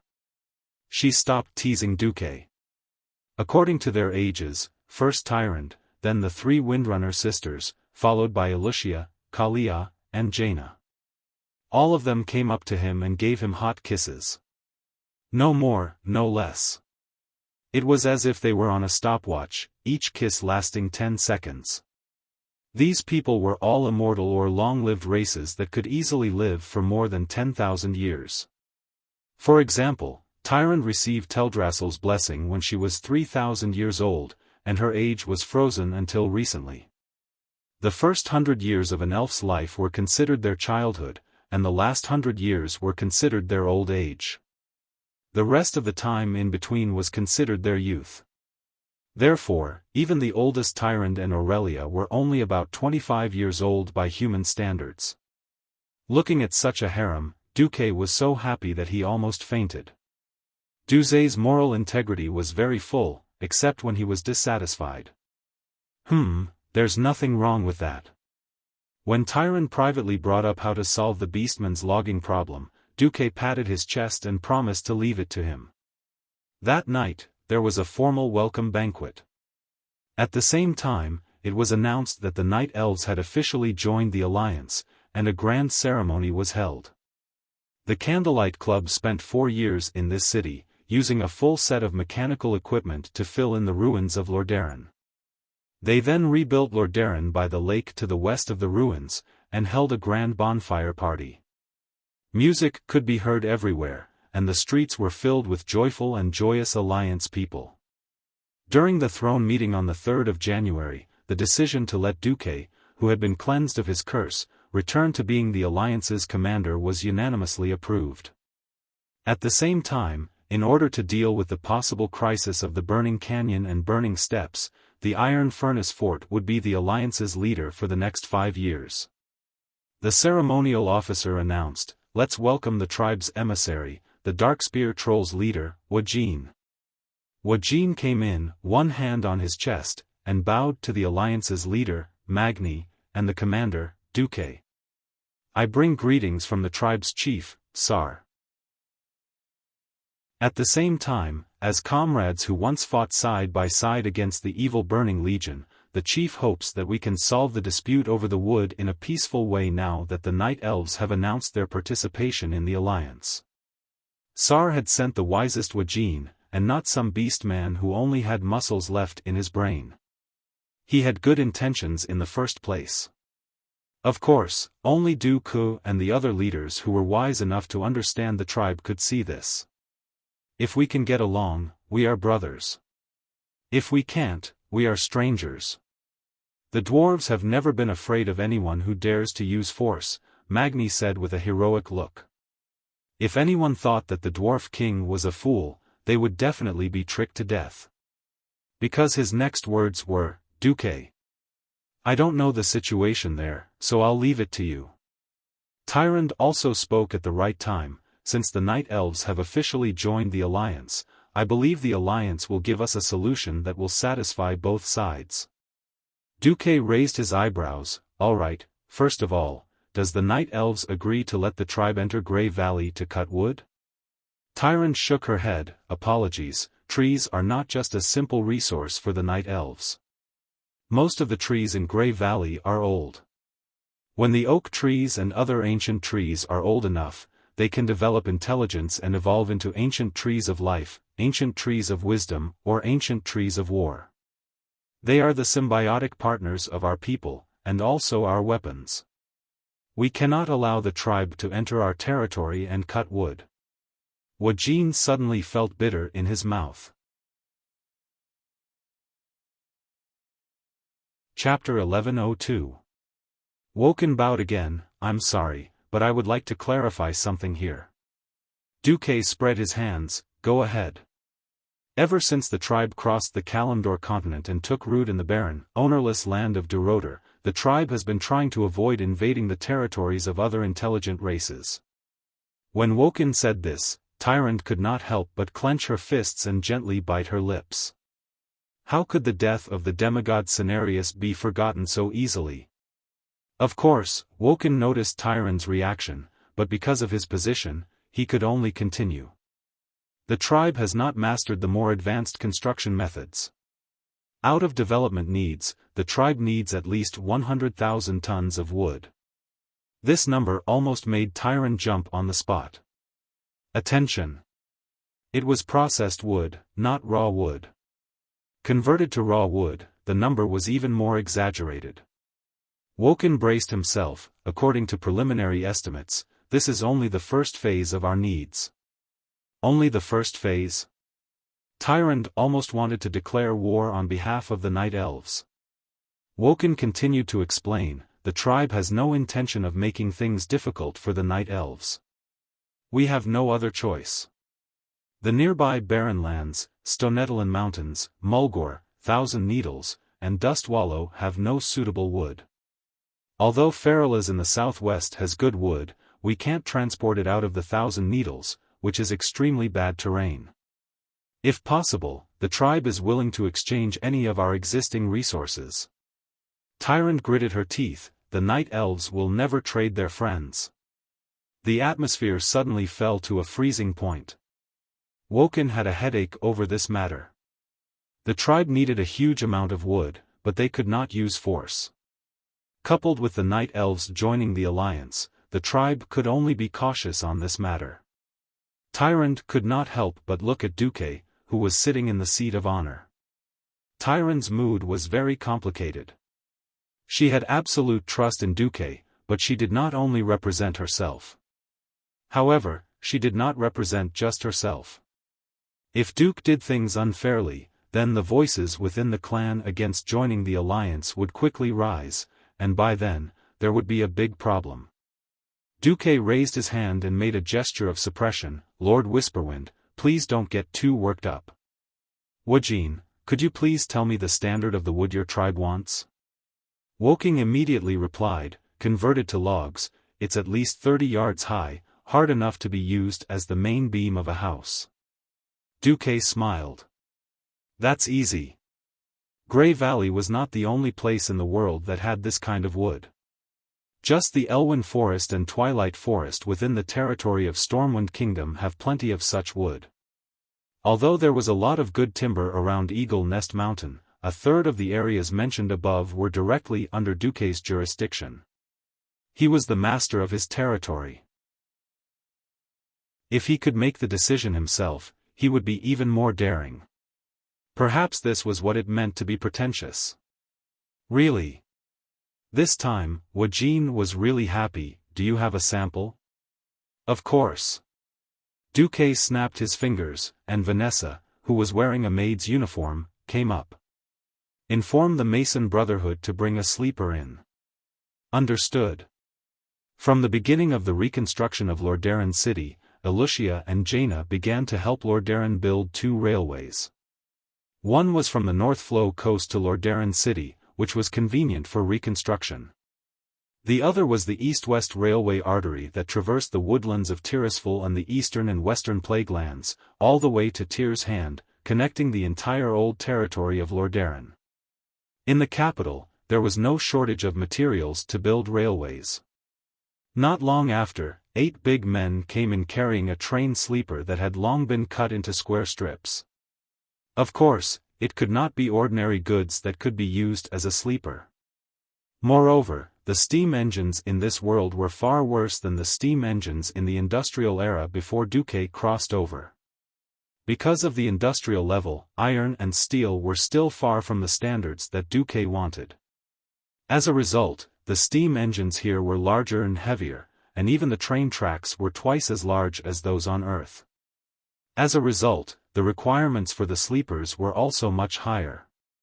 Wujin's eyes lit up when he saw this. He touched the wood, knocking here and there, then looked up. Can the Alliance guarantee that the wood sold to the Horde is of this quality? And can the Alliance really transport so much wood across the sea? Don't joke. As early as 4 years ago, the Alliance could already transport 100,000 troops and equipment across the sea to the Kalimdor continent. It's really not difficult to transport 100,000 tons of wood. Duque smiled. As for the quality, I can also guarantee it here. Of course, there will be losses when transporting such a large amount of wood across the sea, and the price will inevitably need to be adjusted. What does the Alliance want from the Horde? Wujin asked. Ores. High-purity ores, mainly iron ore. Other rare ores are also needed, such as gold, mithril, true silver, thorium. When Duque said this, the eyes of the few dwarves next to him sparkled. Magni did not look like a king at all, and his mouth was actually drooling like a dog. Duque rolled his eyes at Magni. When Bulang saw this, he hurriedly pulled his big brother who had a blacksmith's soul to wake Magni up. Damn, don't affect the Alliance's image here, okay? If it weren't for the fact that you are the king of the Alliance and the Horde, would definitely beat you up. Wujin thought for a moment. After all, the Horde was in urgent need of wood, so he nodded and agreed. Then the specific proportion and method of the transaction. Now that the Alliance has recognized the Barren Lands as the Horde's territory, and Dustwallow Swamp is also under Theramore's control, then the transaction will be found near the border. As for the price and details of the transaction, we will let the people below discuss it. When 2 major forces negotiated, it was always the boss who set the tone, and the people below would grind out the details and the price. For the sake of insurance, Wujin proposed to go to the Elven Forest to see the goods. Duque agreed and welcomed Wujin to the Elven Forest as a guest. After sending Wujin away, Duque said, Your Majesty Proudmoore, the transaction with the Horde will be handed over to you. Jaina nodded. Is there anything I need to pay attention to? First of all, we must be fair, whether it is price, quantity, or quality. We agreed to give 10,000 tons of high-quality wood, not one less. For the Horde, the difference in the content of ores must not exceed 5%. Sal is a fair guy, as long as we are strict enough, they will do the same. Jaina's heart was a little cold. If the requirements were so high, then at least 10,000 tons at a time, in order to avoid loss, at least 13,000 tons would be safe. This way, the transportation costs would obviously skyrocket.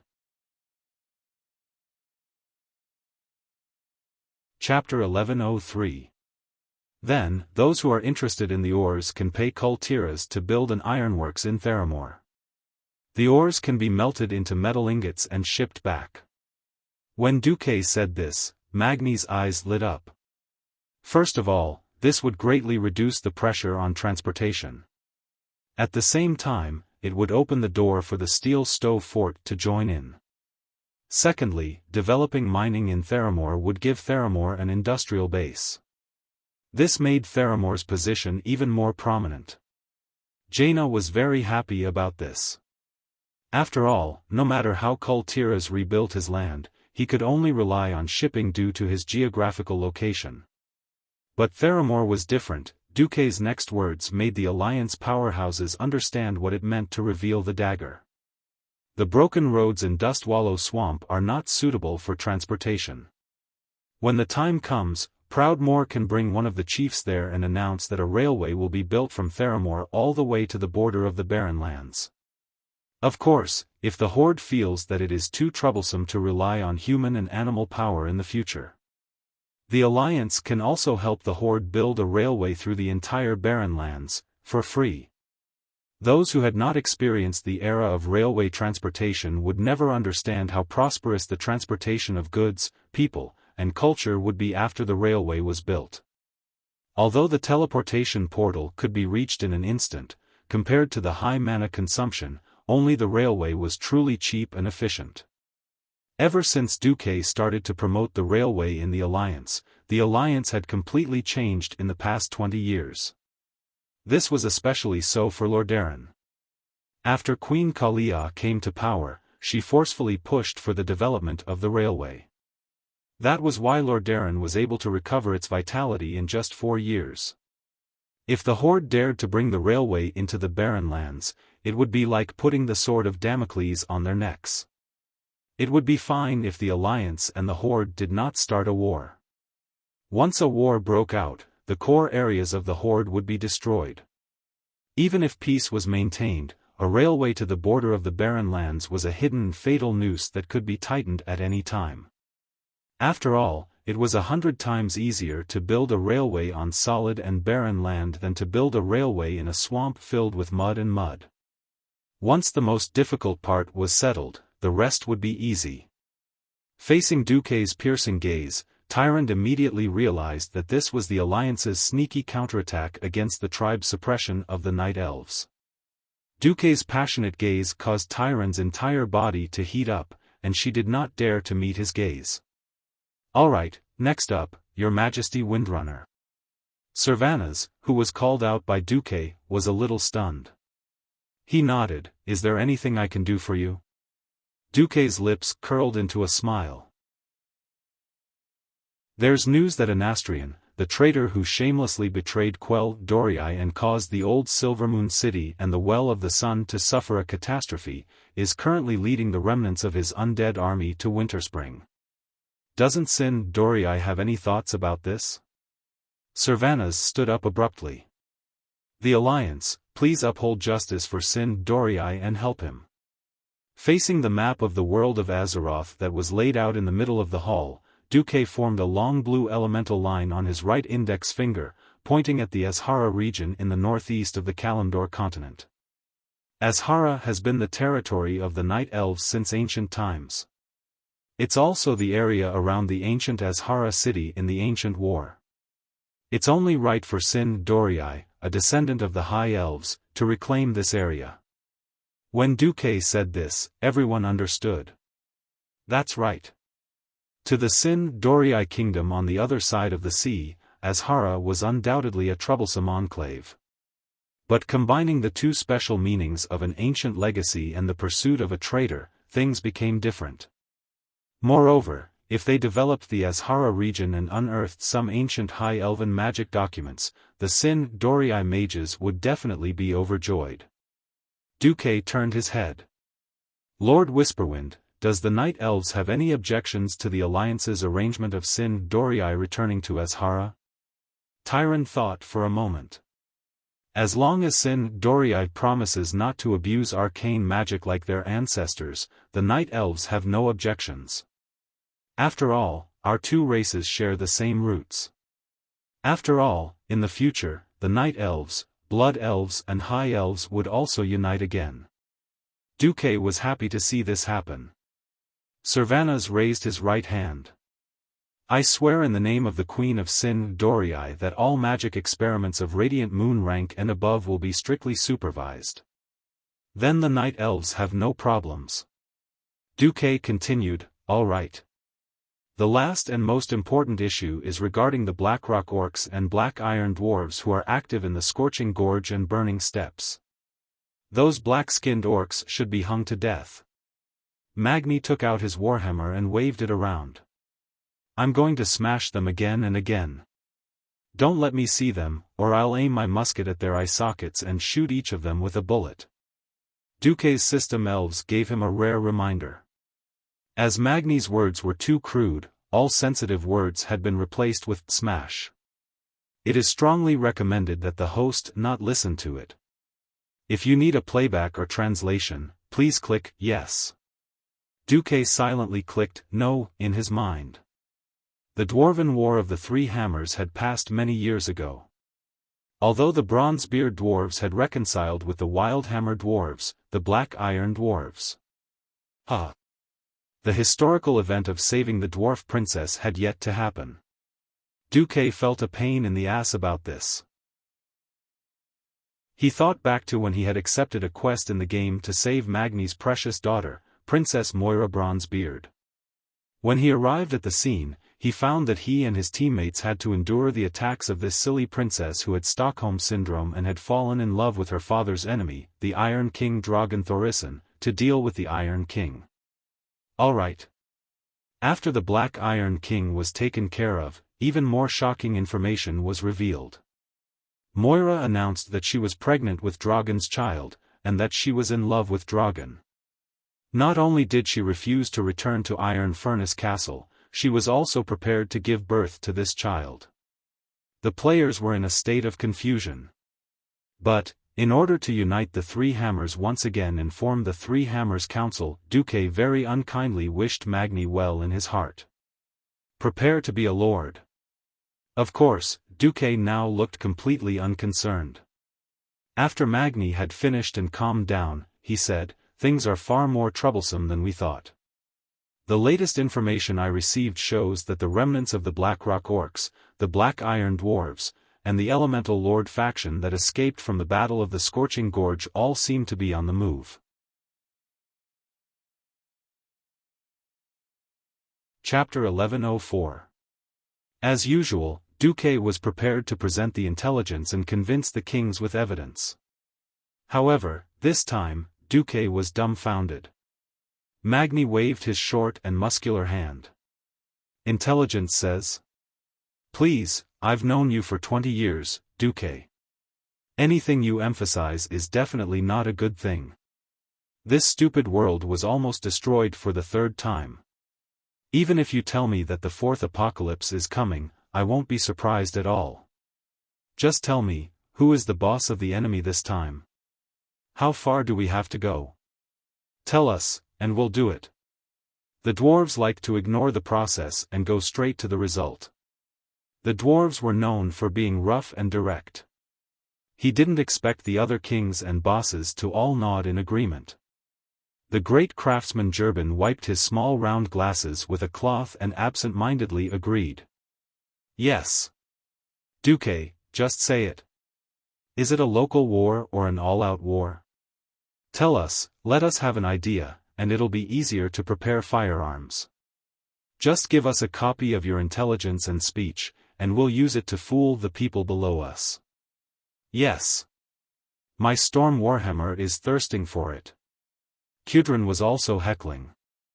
All of a sudden, the dwarves who needed to be convinced all raised their hands and feet and voted in favor. Duque's mouth turned into an O shape.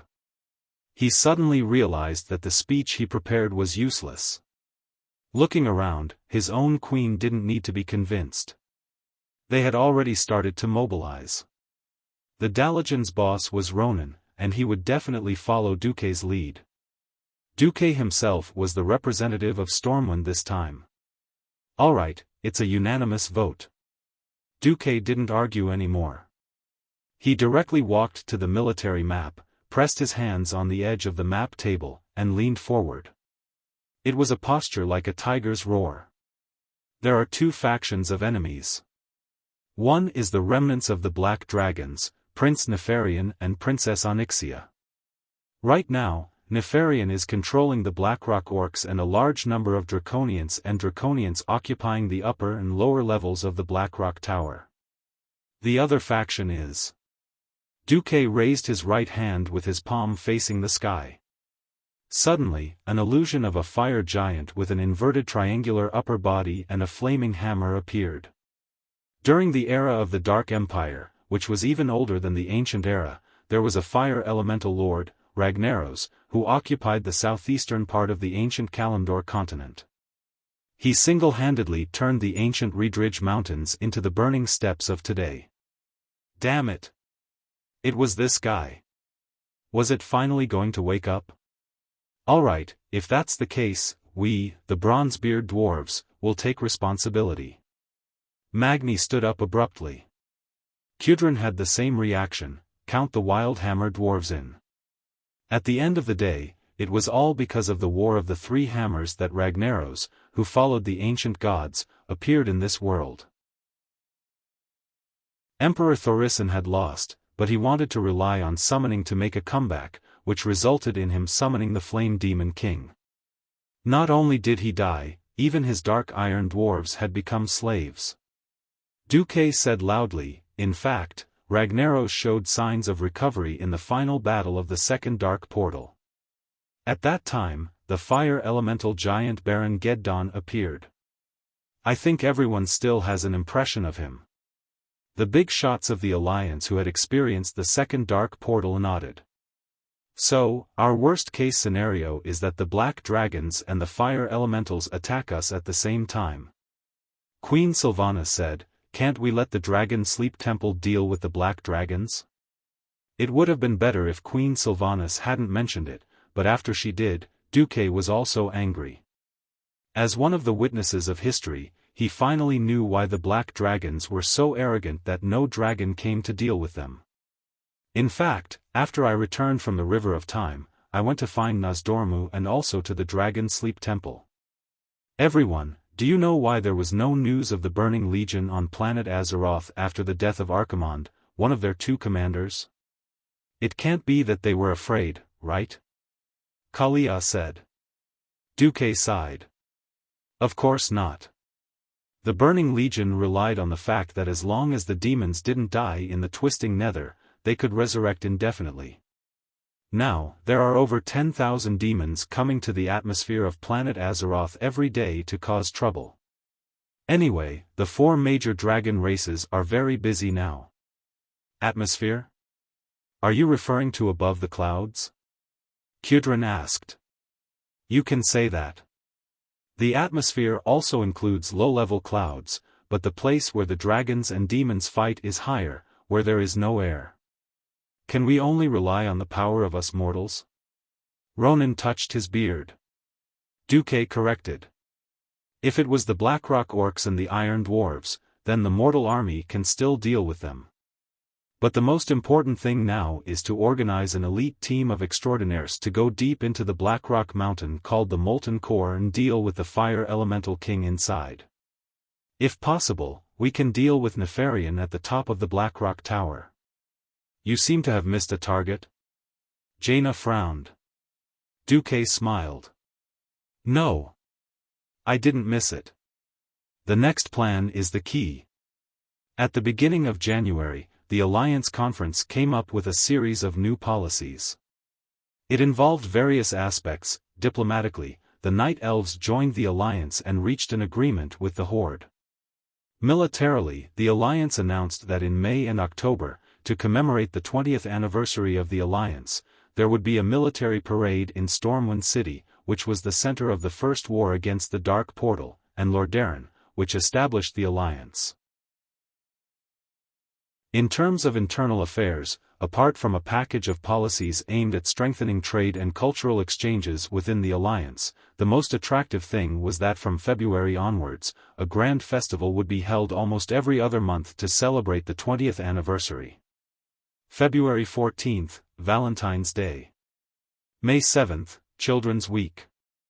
June 21st, Midsummer Day. September 20th, Brewfest. When the news spread, the entire Eastern Kingdom was in an uproar as the people spread the news. It was no wonder that the people reacted so enthusiastically.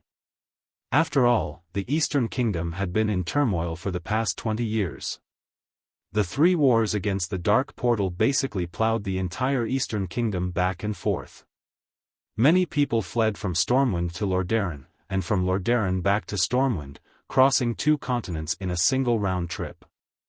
Especially Arthas' inhumane undead legion, it sent chills down the spine of the people. Although the Scourge army had been completely wiped out from Lordaeron, the occasional massacre of villages by the followers of the Church of the Damned still served as a disguised reminder to the people of the terrifying existence. Until now, many people were still worried about the return of the Lich King. It could be said that as long as Arthas and Azul were not destroyed by the Holy Light, the people who had experienced the Scourge of the Undead would not be able to sleep well. Now that the Alliance announced a series of festivals, it could more or less dilute the fear and sorrow in the hearts of the people.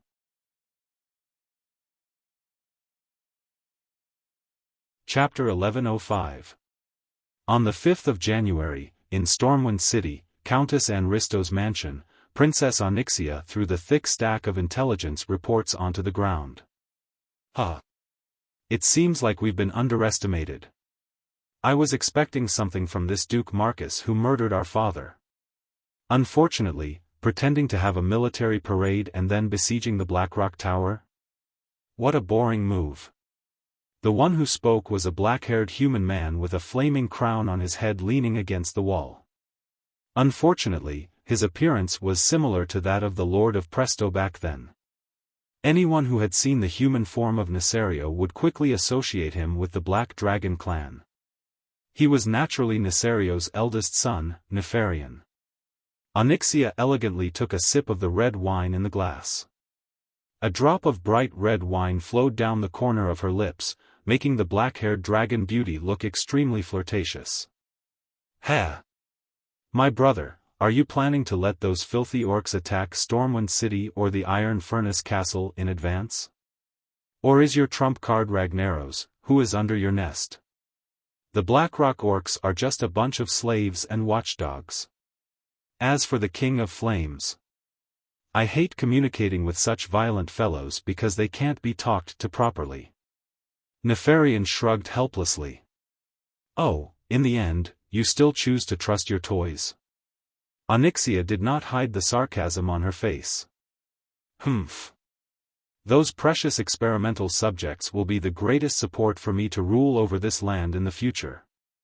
Onyxia interrupted Nefarian before he could finish his sentence. "Ha ha ha. What a joke.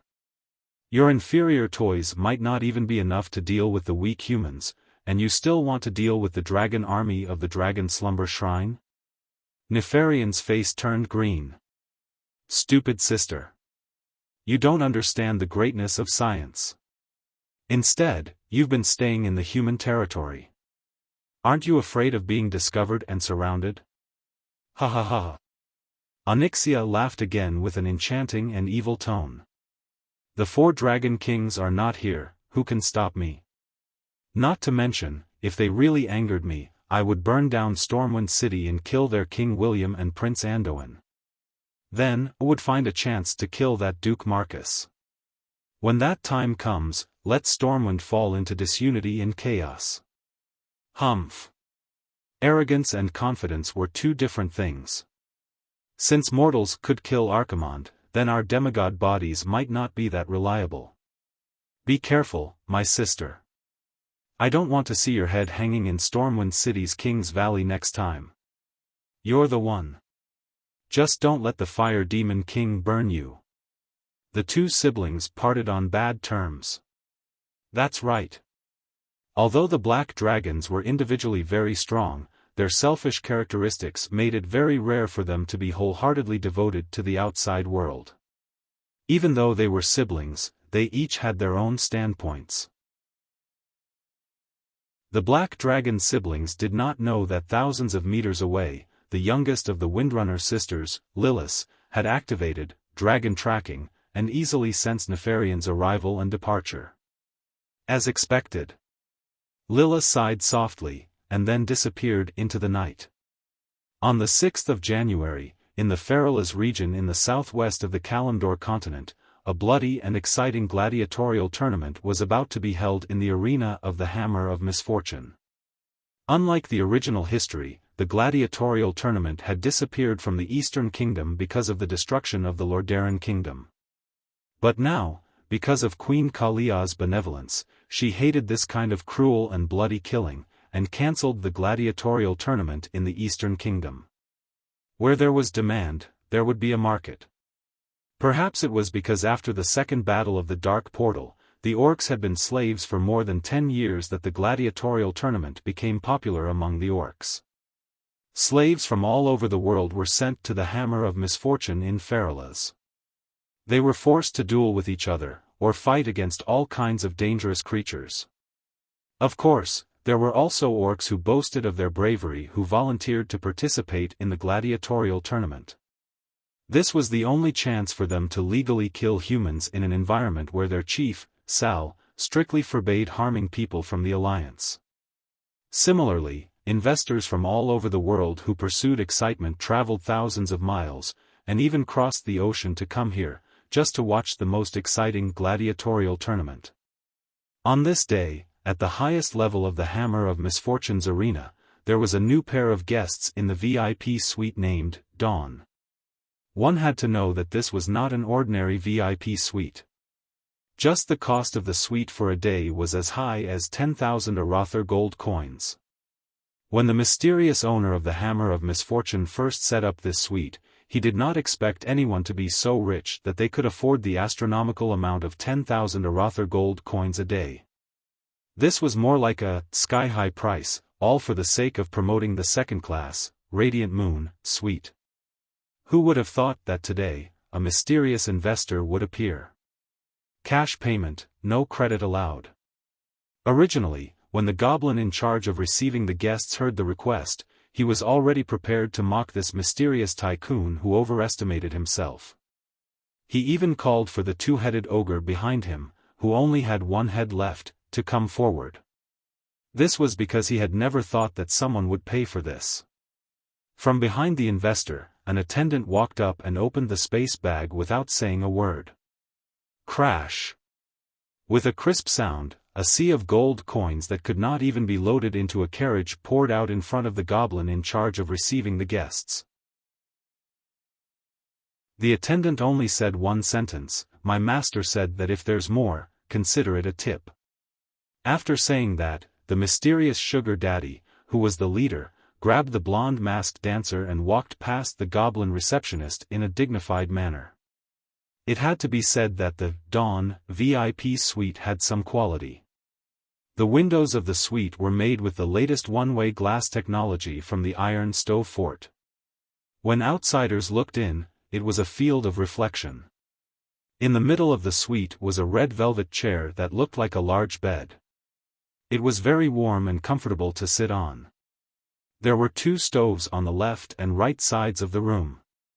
Outside the room, there were two dedicated human attendants adding firewood to the stoves.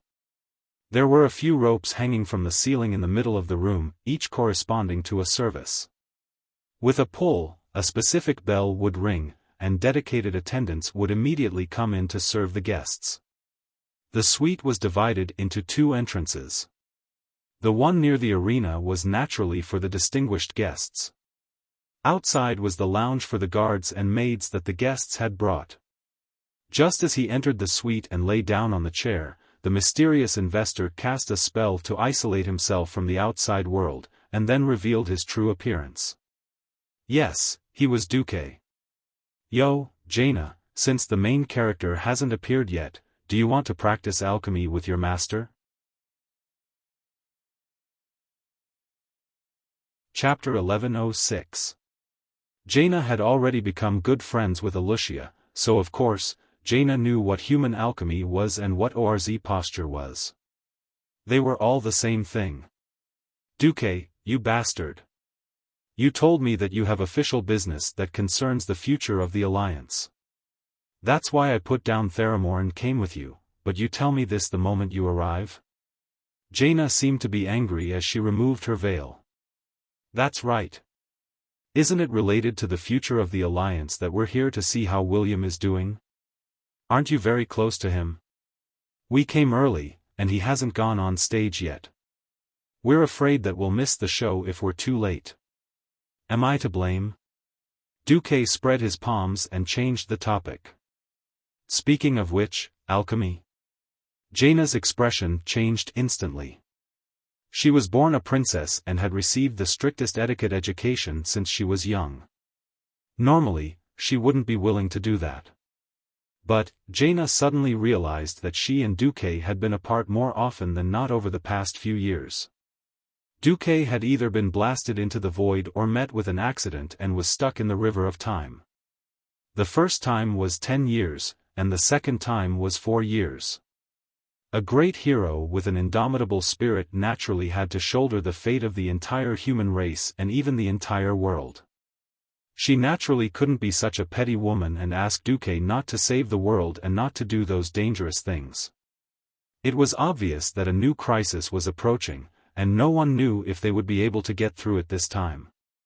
Especially when they would have to enter the molten core that was like a fiery hell. She didn't even dare to imagine the horrifying scene of Duque or one of her familiar comrades being burnt to a crisp by the flames. Bastard master, how much do you want me to do?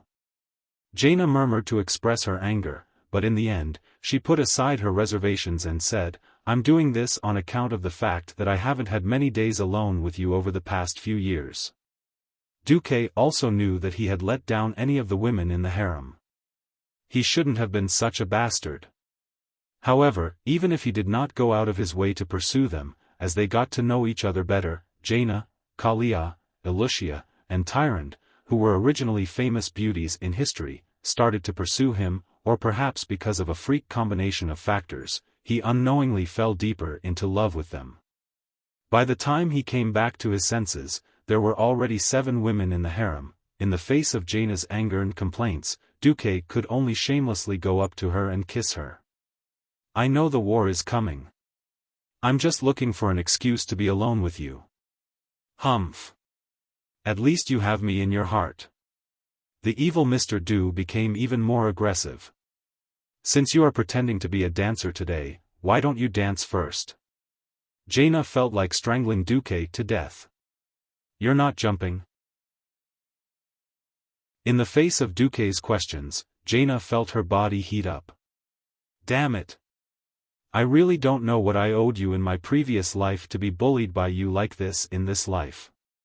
Jaina grumbled. She was afraid that it would not be safe, so she quickly closed the curtains. Then, she gently raised her hands at a beautiful angle, and her slender and fair feet began to dance. That sexy waist that drove countless men crazy began to twist like a water snake. Mr. Du's mouth began to dry up. Half an hour later, the voice of the MC sounded. Ladies and gentlemen, today, we will welcome an earth-shattering battle that can be called the Battle of the Century. The two sides are the challengers, the Night Elf Druid Brawl Baremantle, the High Elf Thief Valilla Sagunner, and the dual sword-wielding warrior, unnamed. Their opponent is the defending champion of the Hammer of Misfortune. Over here, Duque, are you not done yet?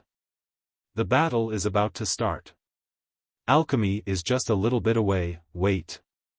I'll be done soon. Duque's godly sword flashed, and the light of his sword flashed as he attacked Jaina. Boo-hoo! A few minutes later, Jaina, who had finally completed the alchemy ritual, quickly tidied up her clothes. However, she realized that she did not even have the strength to stand up. She could only lean against Duque on the recliner and look into the arena. One had to admit that the design of this super VIP room was really great. In the VIP room on the 5th floor, one could see everything in the arena from the recliner and look down through the floor-to-ceiling glass. Coupled with the room's field of vision magnification, one's field of vision could be magnified by up to 10 times as long as one pointed at a certain place. Enjoying the embrace of her lover from behind, Jaina suddenly felt a warm sense of happiness and security. Looking at the 6 people in the arena, Jaina could not help but look at the black-haired young warrior with a scar on his face. Jaina and William had known each other for a long time. It was the first year of the Dark Portal, and Stormwind City had just fallen. Due to their age, William, who was a few years younger than her, preferred to follow Arthas, who was like an adult, and was only acquainted with her. At that time, although William pretended to be strong, there was still a hint of weakness and fear in his bones. Now, this impression was completely subverted. It was still the same familiar facial contour, but the delicate face that used to be like a little fresh meat had become more defined and defined during these days of life and death. The scar on his face, which was said to have been caused by lightning in the arena, added to his manly charm. There was also his beastly, wolf-like eyes. Just looking into them would make one feel as if they would be torn into pieces in the next moment. Ah! I seem to understand why you didn't rescue William directly, and instead wanted him to continue his training. I know. I'm a considerate elder. Duque played with Jaina's Mount Hyjal fondly. Hey, master, aren't you afraid that William will really slip up and get killed? Duque stopped and hugged Jaina's waist instead. I'm afraid. But I'm more afraid that William will grow into a useless person. In this increasingly chaotic era, every kingdom needed a wise leader. A useless king would only lead a kingdom to destruction. Moreover, I've seen fragments of William's future in the River of Time. Is fate unchangeable? Jaina's voice was almost a whisper. No. Fate has changed a lot, and it will change any time in the future. But I have to take the gamble. Only then will I be worthy of His Majesty Lang Rin's nurturing and trust. Just like how I treated you in the beginning, I know that His Majesty De Lin only wants you to be a good duchess or queen, but I feel that it would be a great waste of your talent and ability. So I didn't treat you like a canary in a cage, and instead sent you out to Theramore.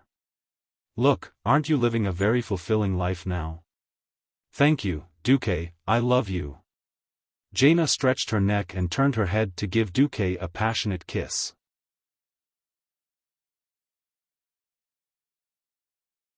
Chapter 1107. In the arena, the battle had begun. To the public, William, who was a nameless person, was the first to launch a charge at the defending champion.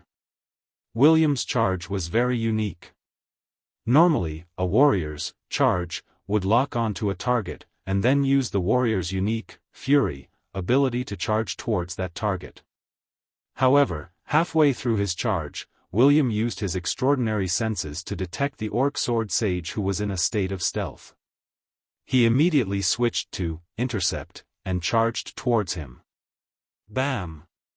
It was a clash of flesh against flesh, and strength against strength. It was a clash without any fancy moves. William, who was waving his swords, not only knocked the orc sword sage out of stealth, but he also used hamstring break in one go. Well done. During the days that William had been a slave gladiator, his fellow gladiator partner, the high elf bandit Valilla Sagunnar, suddenly jumped out of stealth. She raised her hands, and the 2 daggers in her hands that emitted a scarlet aura were already waving at the back of the orc shaman who was the healer at a speed that was hard to see with the naked eye. Sneak attack. Backstab. Cleave. 5-star eviscerate. If one were to look at the sequence of attacks, Valilla was undoubtedly the worst bandit.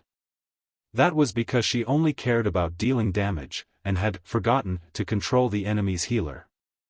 If one were to consider her shocking attack frequency of 5 skills in a second, as well as her extremely efficient use of energy, that was impossible for ordinary bandits, it was not difficult to understand her choice. While William was still fighting with the Sword Sage, while their druid bearskin was still transforming into a bear and fighting with the opponent's warrior, the defending champion's healer, the shaman, was already dead on the ground in just 3 seconds. Baylor. Baylor. Healer. I need. The orc sword sage was suffering from William's suppression. He had seen powerful warriors, as well as warriors who were fast and agile, but he had never seen a powerhouse like William, who had such a perfect combination of strength, speed, and agility. William brandished his swords and created a sword net that resembled a torrential storm. He had the insane speed of a violent warrior and the dexterity of a weapon warrior. What was more frightening was that the sword sage realized that William's parrying skills were equally proficient in the few times he counterattacked. The sword sage was on the verge of breaking down. He realized that he was dealing with a super monster that was proficient in all 3 elements: berserk, weapon, and defense. However, this monster had a stronger fighting spirit than the orcs. Unsurprisingly, the Beastman's sword saint only lived 2 seconds longer than his shaman companion before following in his companion's footsteps. Ashes to ashes, dust to dust. Valera firmly believed that William would be able to kill the sword sage. Hence, after dealing with the shaman, she dashed towards the remaining orc warrior.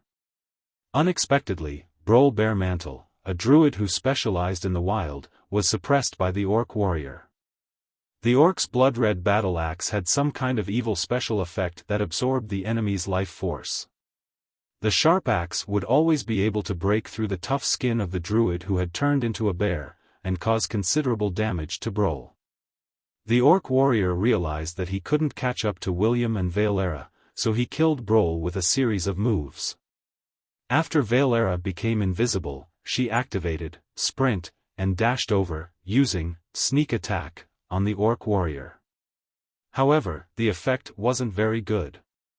The opponent was immune to a large number of control skills in his berserk state. What was worse was that the opponent switched positions in the next instant, and continued to chase after Brol while activating Counter Storm. This made Valera feel like a mouse trying to pull a tortoise. I'll do it.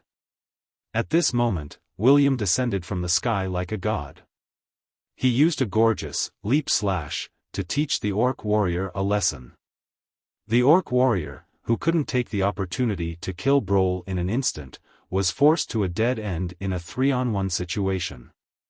As expected, when Valera used the 5-star kidney strike and stabbed the orc warrior in the back, the orc warrior's body was instantly destroyed. Oh! That was a kidney. A man's most important internal organ. Just like that, the orc warrior was torn into pieces by the bloody and brutal Valera. Of course, there was no need to mourn for this. Just as the orc warrior was paralyzed on the spot from the pain and paralysis, William's 2 longswords formed a cross and pierced the arteries and veins in the orc's neck. In the next second, he waved his 2 swords, and a green head the size of a basket flew into the sky. The battle was over. The MC's roar reverberated through the entire arena through a sound amplification spell. A new champion has been born. Let us congratulate them. Now, this black-haired young man has led his team to become the champion of the Hammer of Doom Arena. He has obtained the great title of Ghost Wolf. That's right. This nameless human powerhouse, from this moment onwards, his name is the Great Logosh. Logosh. Logosh. Logosh. The audience went crazy, especially those who had bet on William's team, who had won. They held onto the tickets in their hands tightly, waved their fists, and screamed. In the VIP room, Jaina looked surprised. Oh! The title of Ghost Wolf. This time, William is going to be famous all over the world. Duque hugged Jaina, and smiled. In the past, the current chief of the tribe, Thrall, was also a famous champion gladiator in Lordaeron. Now, William has also obtained the title of champion gladiator. Don't you think it's very funny? Hey! Duque, why do you have to groom William? It's actually quite good for you to be the leader of the alliance. Jaina asked a question that had been hidden in her heart for a long time. Duque shook his head. I groom William, just like how Lothar groomed me. There is no conflict between us. I have wisdom, foresight, and powerful magic power. However, I still lack faith, a strong spirit, and willpower. This is what I've been through. Furthermore, I don't know when I'll be forced to leave again. Don't you think that the alliance needs double insurance? Jaina stopped talking, and gently rubbed her smooth face against Duque's. Duque sighed in his heart. This couldn't be helped. This was inseparable from his experience of learning about animals before he was 20 years old. A good young man who had accepted materialism really couldn't accept idealism. He would never be able to have such a pure spirit of chivalry like the natives of Azeroth, nor would he run to believe in gods. The alliance needed at least two flags. One was practical, and the other was spiritual. Duque at least hoped that William would become a benchmark for the spirit of chivalry after he grew up. Chapter 1108. We've won. Huh. Vala put her arm around William's shoulder without hesitation, happily drinking the wine that they normally wouldn't see. That was a fine High Elves wine from the Quell, the Lacera. Now that Sin Dorii was being rebuilt, the supply of all luxury goods was suspended, so this fine wine called Sadira could be said to be a rare treasure. We're the champions. Brawl was also very excited. He raised a large cup of nectar. Ever since he had been imprisoned as a gladiator slave, he had not tasted anything that fit the teachings of the Druids for a long time. Every day, it was either hard black bread that could knock one's teeth off, or barbecued meat that tasted barbaric. Yes. It was leftovers from the previous night. Now that they were the champions, their damned master, Ryga, was finally treating them better. Yo, John Doe. Oh, no, we should call you Rogosh now. My dear Rogosh, why are you still so sad? Is it because we haven't regained our freedom? Vala comforted William. It's okay. Ryga may be a bastard, but at least he supports us in making money. If we can defend our title in the next tournament, we'll have enough money to redeem ourselves. Yes, that's right. Brawl also comforted William. He even tugged on the kryptonite collar around his neck that symbolized his status as a slave. Their current master, Ryga Earth Fury, was born in Draenor. When he was young, his clan was wiped out by the ogres during the war. Ryga was captured and trained as a warrior. As a powerful warrior, Ryga and the Orc army passed through the Black Gate and participated in the invasion of Azeroth. He was eventually captured. After escaping from the captive camp, he became a gladiator, and after earning money to redeem himself, he became a slave owner. He used his savings to purchase an orc warrior from the Blackrock clan, Blood-Eye Redfist, a night elf druid, Brawl Baremantle, and theoretically a blood elf thief, Valilla Sanguiner. They were active in famous arenas such as the Hammer of Misfortune and the Ring of Blood. After Blood-Eye died in battle, he began to look for a new gladiator. Thus, he picked up William, who was unconscious on the beach of Duroder. Faced with his companion's consolation, William smiled bitterly. No. I'm not in the least worried about freedom. I'm just still confused. Even though I won the gladiatorial championship, I still can't remember who I am. Memory loss was a rather unsolvable problem, and Valera and Brawl did not have a good solution either. They could only console William. You will have the chance to get your memories back in the future. At the same time, Rieger Earthfury was reveling in his private room. Ha ha ha. Money. So much money. I knew that they would become my cash cow. Ha ha ha.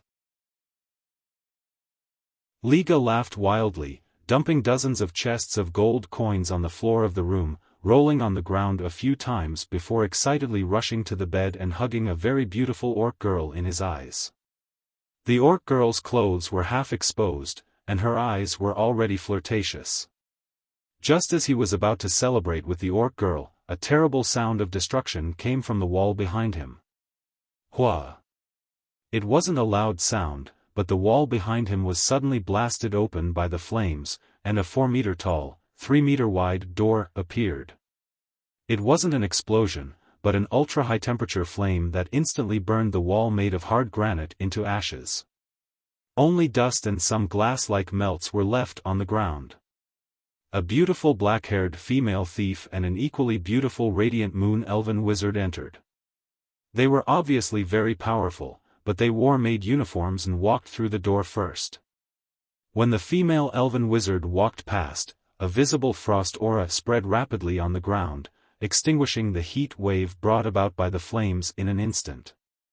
Then, she used the frost elements to condense a dazzling white carpet on the ground. They were carrying magic lanterns that were gold and red that were not sold on the market, and were obviously from the royal family of Kuel Salis. They stood on the left and right sides of the room. Then, a young human man in a blue and white mage robe walked into the room with a blonde human mage wearing a crown and the same blue and white robe. Hello. I'm Duque. I'm Duke Marcus. Next to me is Queen Jaina Proudmoore. Actually, Liga could recognize Duque even if he didn't introduce himself. As an old warrior who had experienced the first and second battles at the Dark Portal and fought against Duque many times, Liga would recognize Duque's demon-like face that had sent millions of orcs to hell. Pushing away the orc woman in his arms who was so frightened that she couldn't speak, Liga rolled off the bed pathetically and knelt on the spot. He was no longer the brave and fearless warrior of the past. His previous life as a captive and a gladiator had taught him what respect and obedience was. Duke Marcus was recognized by both the Alliance and the Horde as the strongest person in the Alliance. He was the commander of the Alliance, the Storm Duke, and a man with power that could overturn the world. Why would such a man come here to find a small slave master like him? At this thought, Liga suddenly remembered the amnesiac young warrior who had just made a lot of money for him. Do you know who you've imprisoned and used as a slave gladiator? I don't know. Liga knelt on the ground, shaking his head non-stop. He had guessed a little, but he definitely couldn't admit it, because once he did, he would definitely die. Garrosh is the king of the Stormwind Kingdom, Varian Rin, whom I serve. As the angry voice fell, Liga was sent flying by a powerful arcane impact, and he was imprinted on the wall. The surging bluish-purple magic was like a solid substance, suppressing him as if it wanted to press his whole body into the granite wall. No. Spare me. Spare me. Liga was in a difficult situation. He never would have thought that his money tree was a big pit. He had actually picked up a king to be his slave. It was fine if he was a slave.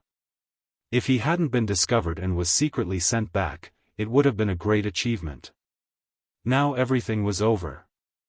The strongest mortal in the world, Duke Marcus, had come to find him. Liga was so scared that he almost *T himself. Just when he thought he was going to die for sure, the magic that was pouring into his body suddenly disappeared. Duque's voice rang in his ears again, "You should go to hell without a doubt. But seeing that you've made Varian grow to my surprise, I'll give you one last chance. I need you to put on a show for me."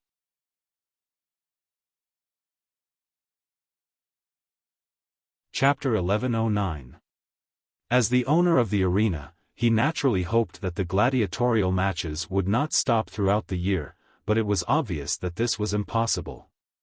Rich people could not possibly stay here 365 days a year. Similarly, gladiators would also have injuries and need to rest. Magic could temporarily heal wounds, but it was impossible to replenish lost blood or repair deeper injuries. Most wounds could only be healed with time. Staying in a place like Ferila's that was filled with blood and violence would only prevent the gladiators from getting enough rest. Hence, according to the rules of the Hammer of Misfortune, the remaining gladiators would be sent somewhere to recuperate after the final gladiator champions emerged every winter. As a famous slave owner of the arena, Liga was very close to the Torrens of Thunder Cliff. Hence, after this season's gladiatorial matches ended, he would send his victorious teams to Thunder Cliff as usual. These are magic shackles. Apart from preventing you from leaving the carriage, you can maintain a certain amount of freedom, Liga instructed before he left. In the spacious carriage, William, Valilla, and Brawl could get almost any delicacy they wanted. During the journey, as long as they had a request, they just had to instruct the escorts, and someone would rush over to fulfill it. This was because behind their chariot, which looked like an Azeroth version of a cash carrier, there were two other chariots, both filled with food and drinks. Brawl Bearskin took a sip of nectar. What a pity. This isn't true freedom. Valilla's eyes flickered, and she waved the magic shackles on her wrists. Liga won't give us a chance. These are top-grade magic shackles. Unless the two legendary Breaking Dawn archmages, Duque and Ronan, ordinary Radiant Moon wizards can't break them by force. Sigh, we're his cash cow. Let's think about how we're going to defend our title next year. Duque? William shuddered when he heard this name. He felt an inexplicable sense of familiarity. He raised his head abruptly. Valera, say the names of those two Breaking Dawn wizards again. Ronan. No. The former one. William was extremely nervous. Duque. The strongest human wizard, Breaking Dawn Archmage Duke Marcus. What's wrong? Lagash? Heavens. I remember this name. That's right. I have a very deep impression of this name. Varian covered his head with both hands. Of course, we all have an impression of him because he was a legendary hero and commander of the Alliance, even though he went missing. Brohl said. No, the latest news is that he has just returned, at the end of December. As a thief, Valera's ears were sharper, but, I don't think Duque's return will affect our fate in any way, so I didn't say anything. Brawl nodded in agreement at Valera's words. No. That's not it. That Duque and I aren't strangers who look up to each other but don't know each other. My heart told me that I knew him. I have a very close relationship with Duke Marcus. That's right. He was above his friends. Oh, my son's Christian name is also Duque. Wait a minute. My son? I have a son. The throbbing that came from the deepest part of his soul triggered a certain nerve in William. He was like a traveler who was about to die of thirst in the desert, suddenly grasping his last hope. That was an oasis in his soul that could save him. Even after so many years of hard work as a gladiator, the battles between life and death did not destroy him, was because William longed to be able to recover his memories and find his life. This was the only pillar of support he had when he was in the most pain and lost. Now, it was as if he had unraveled the fog and found his direction. How could William not be overjoyed? You have a son? Valera and Brawl were shocked at the same time, then overjoyed. Have you recovered your memories? Valera asked in surprise. No, William was at a loss again, but his intuition, which had been honed from countless battles in the gladiator arena, felt that his judgment was not wrong. I didn't recall everything, but I feel that after I find that Duke Marcus, I will remember more things. It's not difficult to find him. He's the Grand Duke of Stormwind. Valera was only halfway through her sentence when William was touched again. Stormwind City? Yes. I remember something again. I remember Stormwind City. It's a city of alternating blue and white. My God. Tell me about Stormwind City. Night Elf Brawl was completely clueless about Stormwind City, but Valera was different. She could be considered a blood elf. After Arthas destroyed Kuel Salis and polluted the Sun Well, she was ostracized by her people because she could barely belong to Prince Kael, that's faction. In addition, the entire Long Song Forest was in a mess.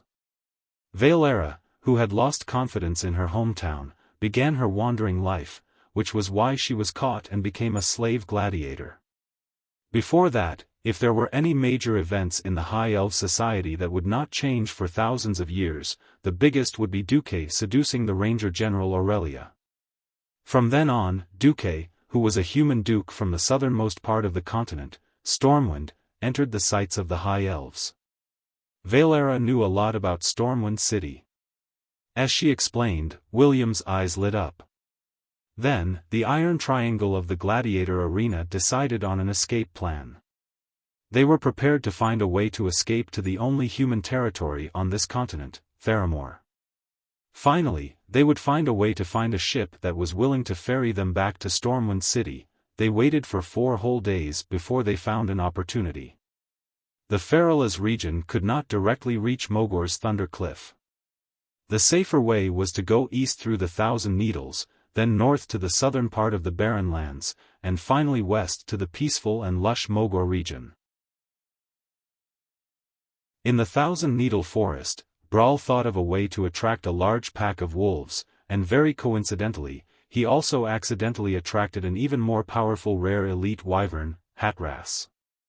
While the guards were in chaos, William forcefully smashed the magical formation on the roof of the carriage with his sword despite the recoil of his magic. Fortunately, the magic formation had not been repaired for a long time, so the backlash was not too strong. Otherwise, William's right arm would have been blown off. On a stone pillar in the Thousand Needles that looked like a tall tower, Duke and Jaina quietly watched the trio who had snatched 3 horses and charged forward, killing their way through the forest and leaving a trail of blood behind them. "Why did you go through so much trouble?" Jaina asked. "Young people. Only when you fight for it with your life will you learn to cherish it."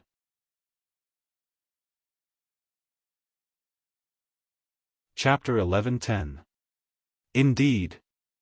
I can take William back directly and activate the next step of the plan to let William recover as soon as possible.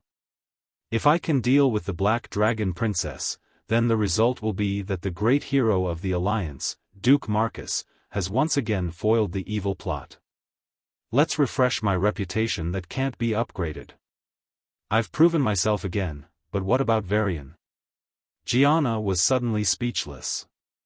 Yes. What about William?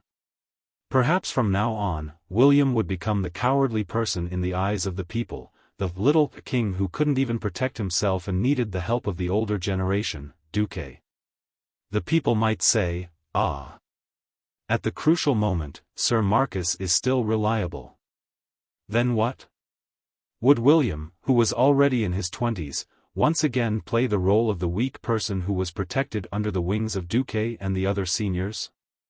Duque continued to explain his point of view. History has proven to us time and time again that having a great teacher alone is not enough to produce a truly outstanding student.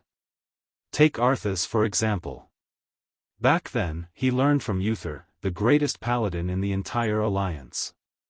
However, he, who had never experienced any setbacks and tribulations, was tempted by evil because of his stubbornness and prejudice.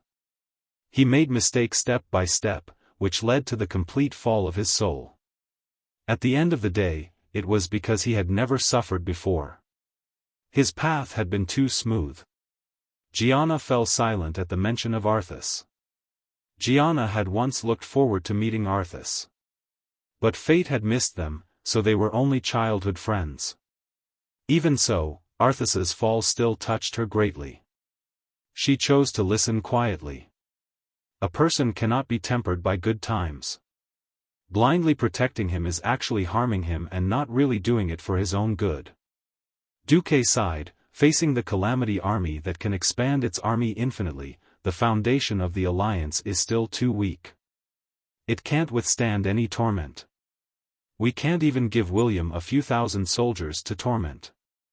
At most, we can let him feel the atmosphere of the battlefield. That's already the limit. I've secretly checked. William is now in a strange state where his soul is split, but his body is being duplicated and split into two. It was rare that in this state, he could cast aside the aura of a king and experience life and death as an ordinary person.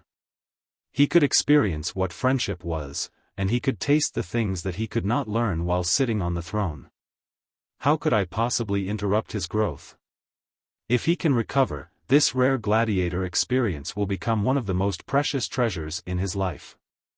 Valera and Brawl would also become his most capable helpers in overcoming the obstacles in the future. This is also the best training for William that I can do for Lang and Andoin. Duque's words shook Jaina to the core. She had never thought that Duque would put so much thought into it.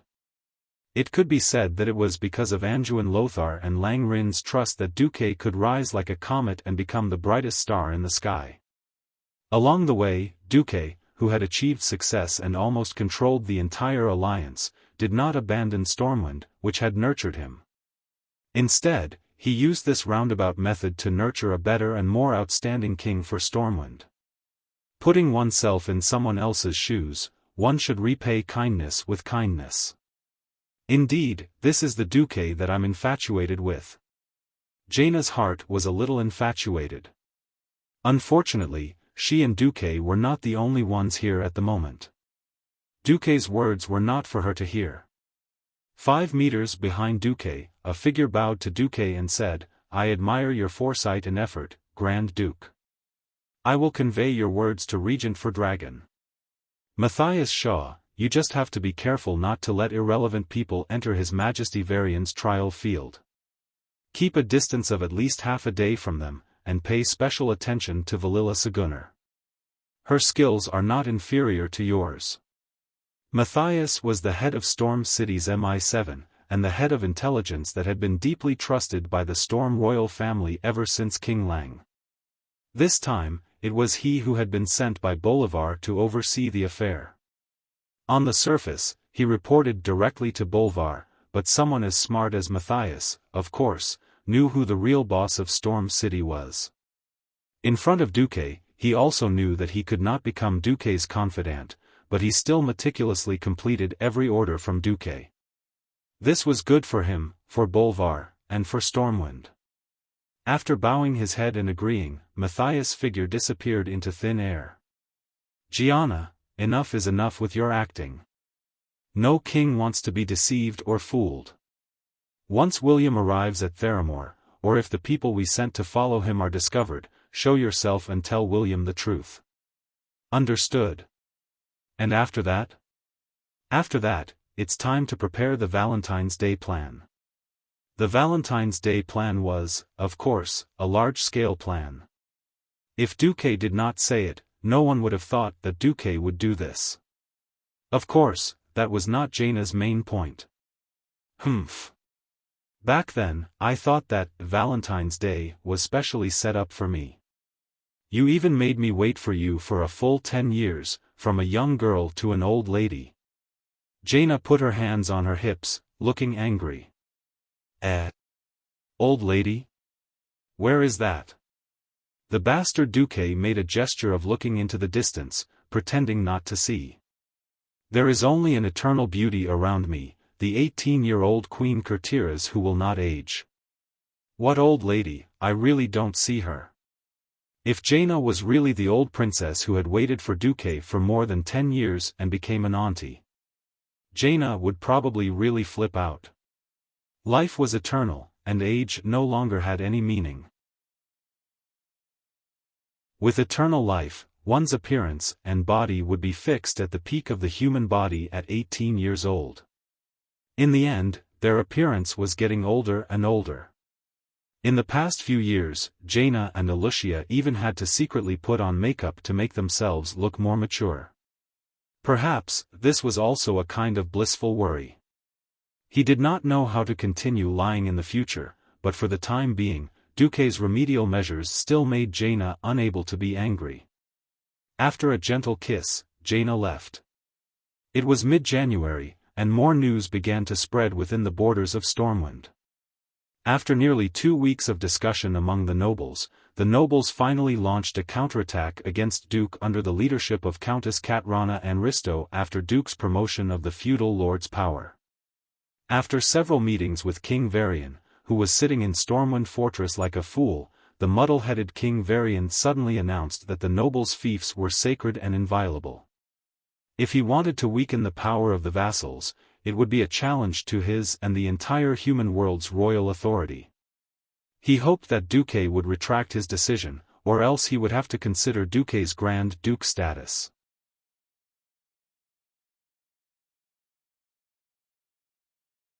Chapter 11:11. This was like a stone that caused 1,000 ripples. In this era, although there were many incidents that affected the dignity of the royal family, the biggest one being Arthas patricide, the deeply rooted royal power that had been around for more than 2,800 years still deeply affected the majority of the people. They blindly believed in the king, and firmly believed that it was right and proper for them to serve the king and his lord. Hence, the matter of righteousness and reputation was rather important. Back then, Lang and Anduin had discussed that if Duque wanted to establish his own country, they would allow Duque to do so. That was something that was only known to the small circle of the highest echelons of the kingdom. Later, when Lang died, the last words he left behind said that Duque had the right to dismiss the king. In the hearts of the people, this was more like a performance of Lang's fairness and modesty. No one thought about how people would react if Duque really fulfilled the terms. The people only knew how powerful their own Grand Duke Duque was, and all their pride was based on Stormwind. In the past 20 years, Duque and Lang had been intentionally or unintentionally made into a close monarch and subject. Duque was even described as the most loyal subject in the world. Although Duque had always been self-conscious, it still had a certain degree of restraint on Duque. This was the problem of image. Now that the current king, William, had made such a declaration, it was definitely disadvantageous to Duque. At the end of the day, Duque was still William's subject in name. If Duque said that he wanted to limit the power of the nobles, the king would say that he would not give it to them. Once a fight broke out, it would not be a blessing in Stormwind no matter what. At least in terms of public opinion, the direction of public opinion had become a little chaotic. In the secret room of Storm Fortress, Bolvar apologized to Duque profusely. "I'm sorry. I'm sorry, Duque. It's my fault. But I really can't think of any way to stop them from meeting His Majesty. His Majesty is also soft-hearted. I don't know why he suddenly agreed to make such a declaration. Sigh, I'll go and persuade His Majesty again." Duque grabbed Bolvar. "There's no need to go. I don't care about what His Majesty does. As long as you don't have to worry about the grudge you have against me, I'll be happy." "Grudge?" Bolvar sat down dejectedly. "All right, I have to admit that after you returned, I had some complaints about you in my heart. When the late king was assassinated, Lothar and I were the ones holding the fort. Of course, I know that you are trapped outside for the Alliance and even for this world, but I still feel a little uncomfortable. Yes, I'm sorry. I've been neglecting the development of Stormwind for the past few years." Duque sighed. "Please forgive me. After you returned, I was angry with you. After all, I was thinking that if you were here, this wouldn't have happened. Now that I think about it, I was actually looking for excuses for my incompetence." Bolvar was still the same Bolvar who was hailed as the role model of a holy knight. Duque gently patted Bolvar on the shoulder. "Everyone has their own strengths and weaknesses. Don't give yourself too much pressure. Anyway, now, the other King Varian has been found and ensured safe. Then, what do we do with the two kings now? Duque had a headache. The historical Varian split up and then merged back into one. There was a rather unscientific logic to it. The Princess of the Black Dragon's attack patterns were so diverse. How could he determine that it was a spell that could restore Varian's original appearance, and not the famous, deep breath? In reality, there wouldn't be such an eye-catching notification like, Onyxia took a deep breath. Who knew if it was a big breath of dragon breath or just a normal breath of turbid air? After all, Duque had only let the 4 Dragon Kings take the lead and finish off the wings of death the last time. Duque did not have the experience of fighting a demigod-level dragon. Many things could only be tried once. With the system's data, he would be able to make a more accurate judgment. Duque pondered for a while and finally said, "This is an evil spell. The fastest and most convenient way is to find the caster.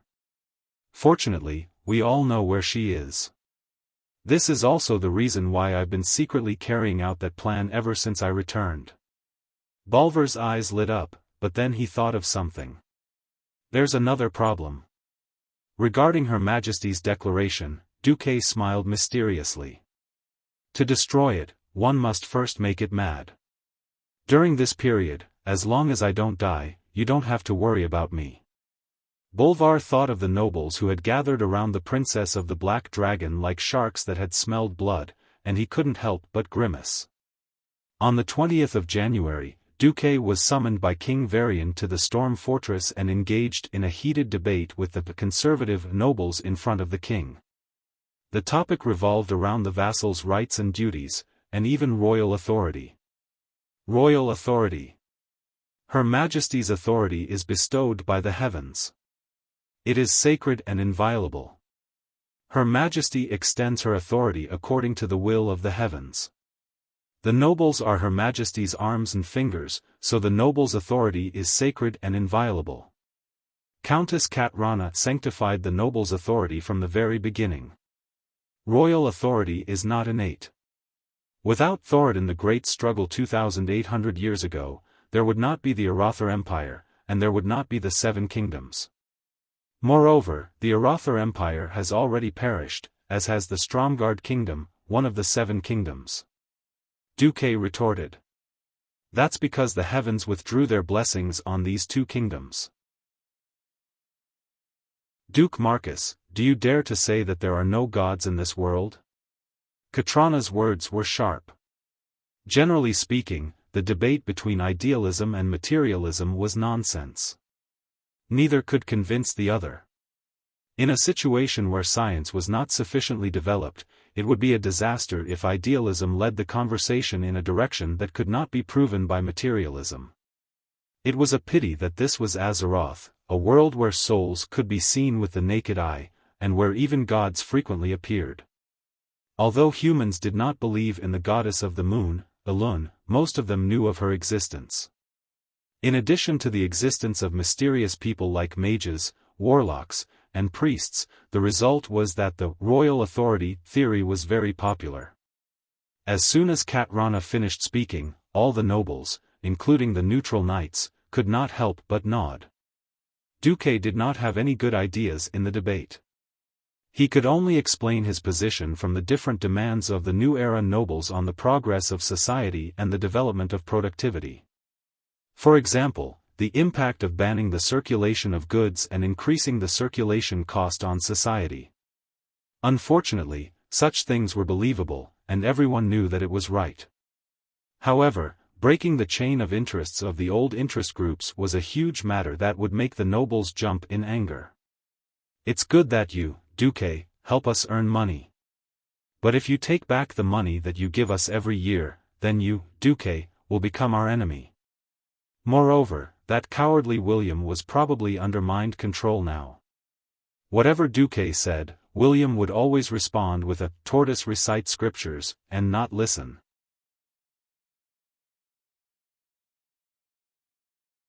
Chapter 11-12.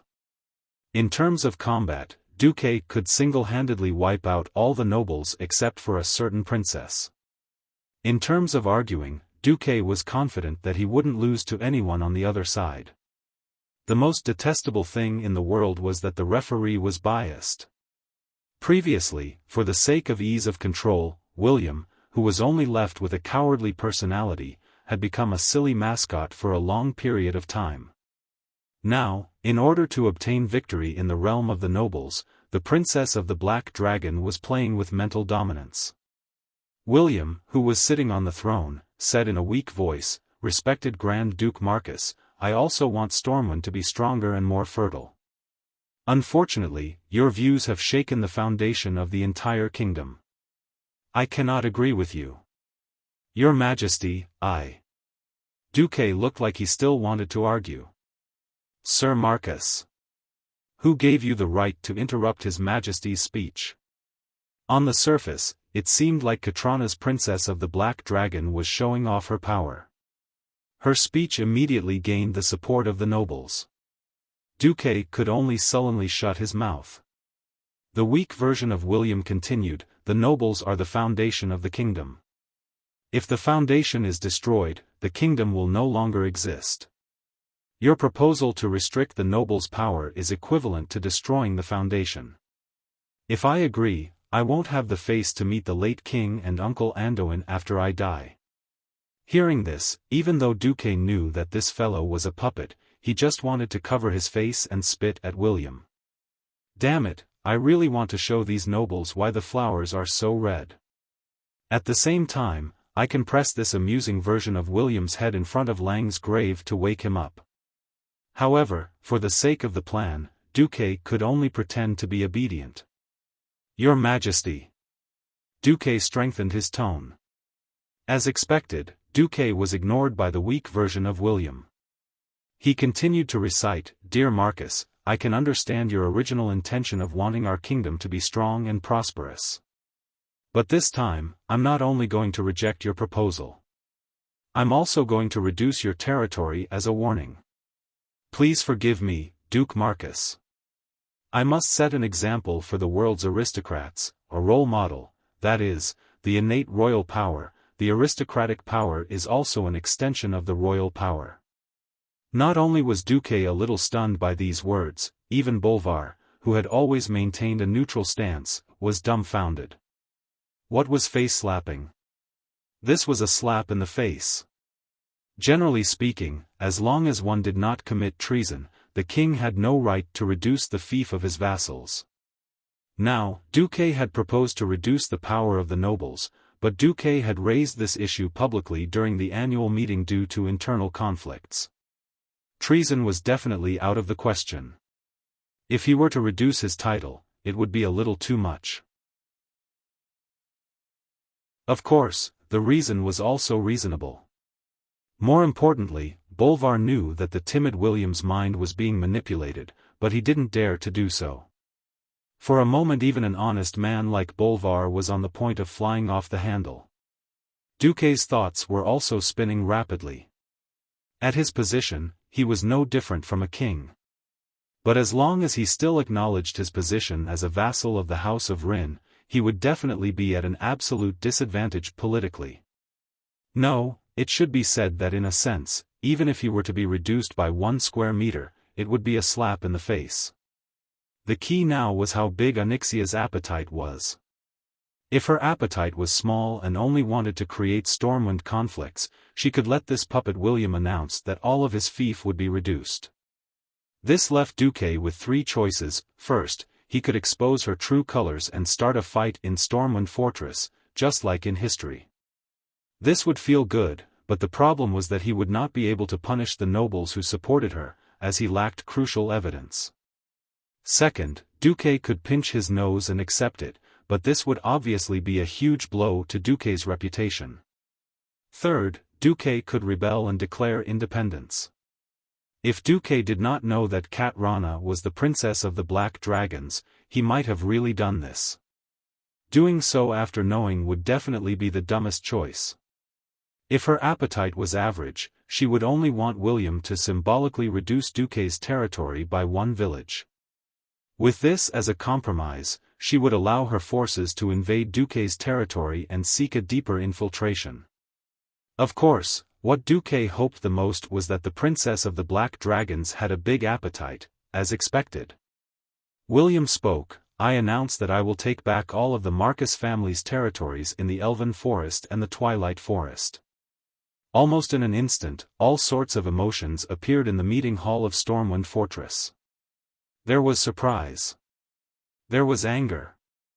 There was confusion. There was confusion. But more than that, there was anticipation. The nobles waited for Duque's reaction to see how the great hero of the Alliance of Stormwind would react. Were the nobles afraid? Of course they were afraid. If Duque were to kill everyone here in a fit of rage, they would not even have a place to cry. But they were also looking forward to it, longing for it, hoping that if Duke would bow his head and continue to be a good vassal, obligingly providing more wealth to the kingdom for them to squander, that would be the best thing that could happen. The humanoid Onyxia shot a provocative look at Duque. That pair of eyes that were clearly overflowing with mockery and intimidation seemed to be telling Duque, if you do not want to become the public enemy of the nobles in human society, you should pinch your nose and accept it. Duque. The best actor Duque. His face was a perfect representation of how a reformer felt when he fell from the clouds of hope into the abyss of pain. Was it anger because he did not strive? Or was it sorrow because he could not get a response from his lord? Anyone could imagine that under that agitated and twitching face, there was a deep rift between him and his lord, William. In the end, Duque still lowered his head. Yes. Your Majesty. These two words seemed to be squeezed out from the gaps of his teeth. The meeting ended, and the news of Grand Duke Marcus being reduced in Stormwind spread like wildfire. It caused a tsunami in the alliance. The nobles of Stormwind were originally full of joy and thought that this victory would become a role model for the alliance. They thought that the nobles of various countries would jump out and impose heavy taxes on the trains that passed through their territories. However, there were no ripples. In particular, the queens of various countries publicly declared that if Stormwind treated Duque unfairly, they were willing to give a Grand Duke's territory in their kingdom to Duque. What made the nobles even more unprepared was that even though William, under the instructions of a certain dragon, had given all the confiscated territories to the nobles who had supported Duke as a reward for the political battle, their income didn't increase but declined instead. This was because overnight, all the trains stopped passing through their territories. All the train drivers, mainly the dwarves, went on strike and dismantled the locomotives in the name of maintenance. The originally rich daily necessities were all stopped, and all the luxury stores in Stormwind City that were related to the Marcus Merchant Guild refused to sell goods to the conservative nobles. What was worse was that rumors spread everywhere, saying that the nobles wanted to restore the right of the first night, and the cruel rule of reducing the citizens to serfs, which directly led to the citizens fleeing in large numbers. All of a sudden, the nobles were also at a loss. At this time, the old butler of the Marcus family, Makarov, came to visit Countess Anristo and handed her a letter. There was only one sentence in the letter: Valentine's Day, do you want to meet? You're tuning into the Xiaofan's Wuxia Tales YouTube channel. Don't forget to subscribe and join us on this journey to catch the most captivating stories.